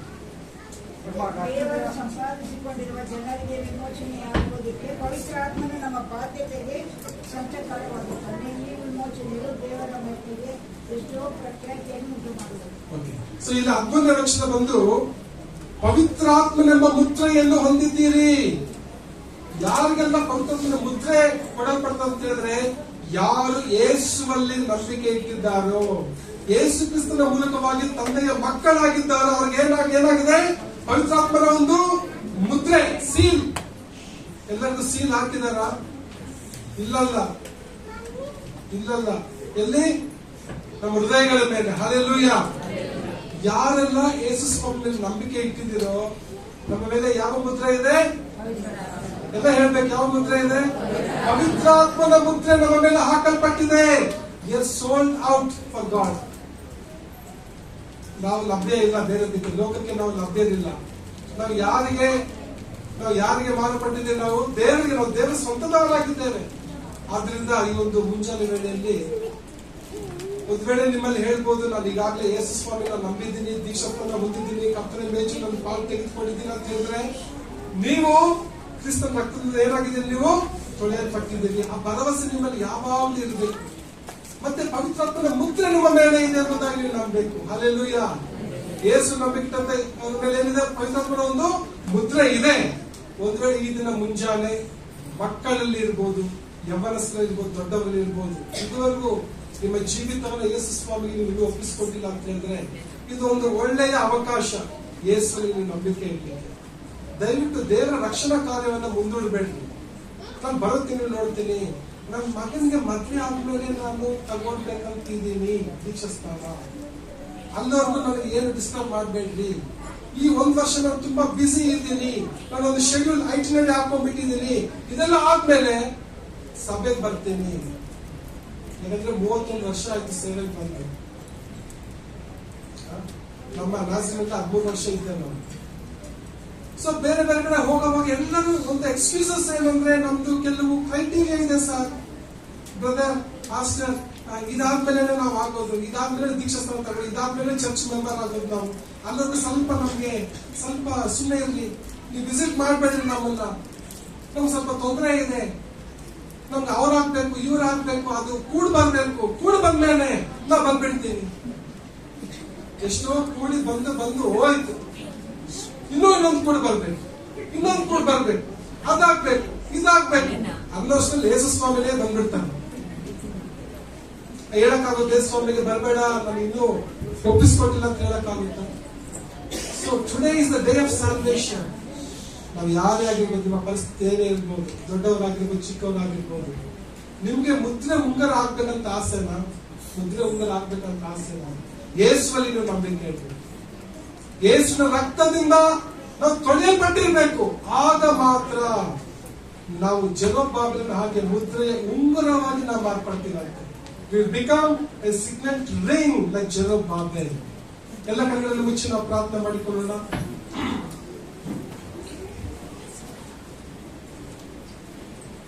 ಇಸ್ರಾಯೇಲ್ ಜನರು 70 ವರ್ಷಗಳ ಕಾಲ ಸೆರೆಯಾಗಿದ್ದಂತ ಸಮಯದಲ್ಲಿ ಅವರು ಎಲ್ಲ ನಿರೀಕ್ಷೆಯನ್ನು ಕಳೆದುಕೊಂಡಿದ್ರು. ಹಿಂತಿರುಗಿ ಬರುತ್ತೇವೆ ಎಂಬ ಒಂದು ಭರವಸೆಯನ್ನು ಅವರು ಕಳ್ಕೊಂಡಿದ್ರು. ಆದ್ರೆ ದೇವರು ಆ ಒಂದು ದಾರಿಯ ವಿಷಯ ಒಂದು ಮನಸ್ಸಿನಲ್ಲಿ ದೇವರು ಮಾತನಾಡಿ ತನ್ನ ಜನರು ಹಿಂತಿರುಗಿ ಬರುವಂತೆ ದೇವರು ಆ ಪರಿಸ್ಥಿತಿಗಳನ್ನು ಉಂಟು ಮಾಡಿದ್ದಾರೆ. ಇಸ್ರಾಯೇಲ್ ಜನರು ಹಿಂತಿರುಗಿ ಬಂದಾಗ ಅಲ್ಲಿದ್ದಂತ ಬಹು ಮಂದಿ ತಮ್ಮ ತಮ್ಮ ಮನೆಗಳನ್ನ ಕಟ್ಟಿಕೊಳ್ಳುತ್ತಾ, ಹೊಲ ಗದ್ದೆಗಳನ್ನ ಮಾಡಿಕೊಳ್ಳುತ್ತಾ, ತಮ್ಮ ವ್ಯಾಪಾರಗಳನ್ನು ಮಾಡಿಕೊಳ್ಳುವಂತ ಸಮಯದಲ್ಲಿ ಅದರಲ್ಲಿ ಅವರು ಒಂದು ಪ್ರತಿಫಲವನ್ನು ಕಾಣಲಿಲ್ಲ, ಯಶಸ್ಸು ಅವರು ಕಾಣಲಿಲ್ಲ. ಕಾರಣ ದೇವರಿಗೆ ಕೊಡಬೇಕಾದಂತ ಆದ್ಯತೆ, ದೇವರ ಆಲಯವನ್ನು ಕಟ್ಟುವಂತ ಆದ್ಯತೆಯನ್ನು ಅವರು ಮರೆತೋಗಿದ್ರು. ಪ್ರಿಯರು, ಇವತ್ತು ನಮ್ಮ ಜೀವನದಲ್ಲಿ ನಿಮ್ಮ ವ್ಯಾಪಾರದಲ್ಲಿ ನೀವು ನಷ್ಟ ಕಾಣ್ತಾ ಇದ್ದೀರಾ? ಒಂದು ವೇಳೆ ನೀವು ಹೋಗುವಂತ ಕೆಲಸ ಸಫಲ ಆಗ್ತಾ ಇಲ್ವಾ, ಕೈಗೂಡ್ತಾ ಇಲ್ವಾ? ನಾವು ಪರಿಶೋಧನೆ ಮಾಡ್ಕೊಳ್ಬೇಕು. ಯಾಕಿರ್ಬೋದು? ಓಕೆ, ಅನ್ಯ ಜನರು ಏಳಿಗೆ ಆಗ್ತಾ ಇದ್ದಾರೆ, ಬಟ್ ನಾವು ಯಾಕೆ ಏಳಿಗೆ ಆಗ್ತಾ ಇಲ್ಲ? ಯಾಕೆ ನಮ್ಮಲ್ಲಿ ನಾವು ಸಕ್ಸಸ್ ನಾವು ಕಾಣ್ತಾ ಇಲ್ಲ ಅಂತ ಹೇಳ್ಬೇಕಾದ್ರೆ ನಾವು ಪರಿಶೀಲನೆ ಮಾಡ್ಕೊಳ್ಬೇಕು. ದೇವರಿಗೆ ಕೊಡಬೇಕಾದಂತ ಅಗ್ರಸ್ಥಾನ, ಪ್ರಥಮ ಸ್ಥಾನವನ್ನು ನಾವು ಒಂದು ವೇಳೆ ಕೊಟ್ಟಿಲ್ಲ ಅಂದ್ರೆ ಈ ಮುಂಜಾನೆ ವೇಳೆಯಲ್ಲಿ ದೇವರೇ, ನನ್ನ ಜೀವನದಲ್ಲಿ ನೀನು ನನಗೆ ಬೇಕು ಸ್ವಾಮಿ. ಎಲ್ಲರೂ ನನ್ನಿಂದ ದೂರ ಆದ್ರೂ ಕೂಡ ನನಗೆ ನೀನು ಬೇಕು ದೇವರೇ, ನನ್ನ ಕುಟುಂಬಕ್ಕೆ ನೀನು ಬೇಕು. ಹೌದು ಪ್ರಿಯರೇ, ನಮ್ಮ ಕೆಲಸಕ್ಕಿಂತ, ನಮ್ಮ ವ್ಯಾಪಾರಕ್ಕಿಂತ, ನಾವು ಕೂಡಿಸಿಟ್ಟಂತ ಎಲ್ಲ ಒಂದು ಬ್ಯಾಂಕ್ ಬ್ಯಾಲೆನ್ಸ್ಗಿಂತ, ಬೆಳ್ಳಿ ಬಂಗಾರಕ್ಕಿಂತಲೂ ನಮಗೆ ದೇವರು ಬೇಕು. ಆತನು ಶಾಶ್ವತ. God is eternal. ದೇವರು ನಿರಂತರ ಇರುವಂತ ದೇವರಾಗಿದ್ದಾನೆ, ಸದಾಕಾಲ ನಮ್ಮೊಂದಿಗೆ ಇರುವಂತ ದೇವರಾಗಿದ್ದಾನೆ, ನಮಗೆ ಅಧಿಕಾರವನ್ನು ಕೊಟ್ಟಿದ್ದಾನೆ. ಅದಕ್ಕಾಗಿ ನಾವು ಸುವಾರ್ತೆ ಸಾರುವುದಕ್ಕಾಗಿ ನಮ್ಮನ್ನು ಒಪ್ಪಿಸಿಕೊಡ್ಬೇಕಾಗಿದೆ. ನಮ್ಮನ್ನು ಬಹಳವಾಗಿ ಪ್ರೀತಿ ಮಾಡುವ ನಮ್ಮ ತಂದೆಯ ದೇವರೇ, ಮಕ್ಕಳ ಮಿತ್ರನಾದ ನಮ್ಮ ತಂದೆಯ ದೇವರೇ, ಈ ಮುಂಜಾನೆ ಬೆಳಗಾಗಿ ನಿಮಗೆ ಸ್ತೋತ್ರ. ಬಂದಂತ ನಮ್ಮೆಲ್ಲ ವಿದೇಶಿ ಬಂದಂತೆಲ್ಲ ಮಕ್ಕಳಿಗಾಗಿ ಸ್ತೋತ್ರ. ಒಂದೊಂದು ದಿನ ಅವರು ಕಲಿತಂತ ಎಲ್ಲ ಆತ್ಮಿಕ ಪಾಠಗಳಿಗಾಗಿ ನಿಮಗೆ ಸ್ತೋತ್ರ. ಕರ್ತನೇ, ಇದನ್ನ ಅವರು ಈ ದಿನಕ್ಕೆ ಮರೆತು ಹೋಗದೆ ತಮ್ಮ ಜೀವನದಲ್ಲಿ ಕೇಳಿದಂತ ವಾಕ್ಯಗಳನ್ನು ಅನ್ವಯಿಸಿಕೊಳ್ಳುವಂತೆ ಕರ್ತನೇ, ನಾನು ಯೇಸುವಿನ ಮಗನೆಂಬುದಾಗಿ ಈ ಮಕ್ಕಳು ಸಾಕ್ಷಿ ಹೇಳುವಂತೆ, ಈ ಮಕ್ಕಳು ನಿಮ್ಮ ಸೇವೆಗಾಗಿ, ಈ ದೇಶದ ಒಂದು ಸ್ವಾಮಿ ಒಳ್ಳೆ ಪ್ರಜೆಗಳಾಗಿ ಈ ಮಕ್ಕಳನ್ನು ಉಪಯೋಗಿಸಿಕೊಳ್ಳಬೇಕಾಗಿ ನಾನು ಪ್ರಾರ್ಥಿಸ್ತೇನೆ. ಇವರಿಗೆ ಬೋಧನೆ ಮಾಡಿದಂತ ಟೀಚರ್ಸ್ ಗಾಗಿ, ವಾಲಂಟಿಯರ್ಸ್ ಗಾಗಿ ನಿಮಗೆ ಸ್ತೋತ್ರ ಮಾಡುತ್ತೇನೆ. ಕಲಿಸಿಕೊಟ್ಟಂತ ಎಲ್ಲ ತಂದೆ ತಾಯಂದಿರಿಗಾಗಿ ನಿಮಗೆ ಸ್ತೋತ್ರ ಮಾಡುತ್ತೇವೆ ಕರ್ತನೆ. ಸ್ವಾಮಿ, ನಮ್ಮ ಮಕ್ಕಳು ಇವತ್ತು ಸಸಿಯಾಗಿದ್ದಾರೆ, ಅವರು ಗಿಡವಾಗಿ ಒಂದು ಮರವಾಗಿ ಬೆಳೆಯಬೇಕು, 30, 60, 100ರಷ್ಟು ಫಲ ಕೊಡಬೇಕು ಸ್ವಾಮಿ. ನಾವು ಕುಟುಂಬವಾಗಿ ನಿನಗೆ ಆದ್ಯತೆ ಕೊಡುವಂತೆ ಸಹಾಯ ಮಾಡಿ. ಪ್ರಾರ್ಥನೆ ಕೇಳೋದಕ್ಕಾಗಿ ಸ್ತೋತ್ರ. ಯೇಸುವಿನ ಅಧಿಕಾರಗಳ ನಾಮದಲ್ಲಿ ಬೇಡುತ್ತೇನೆ ತಂದೆಯೇ, ಆಮೆನ್.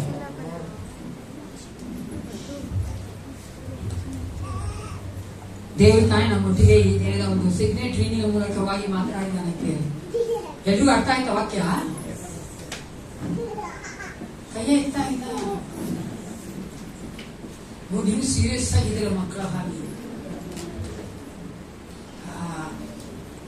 ಈ ಒಂದು ಸಮಯದಲ್ಲಿ ನಾವು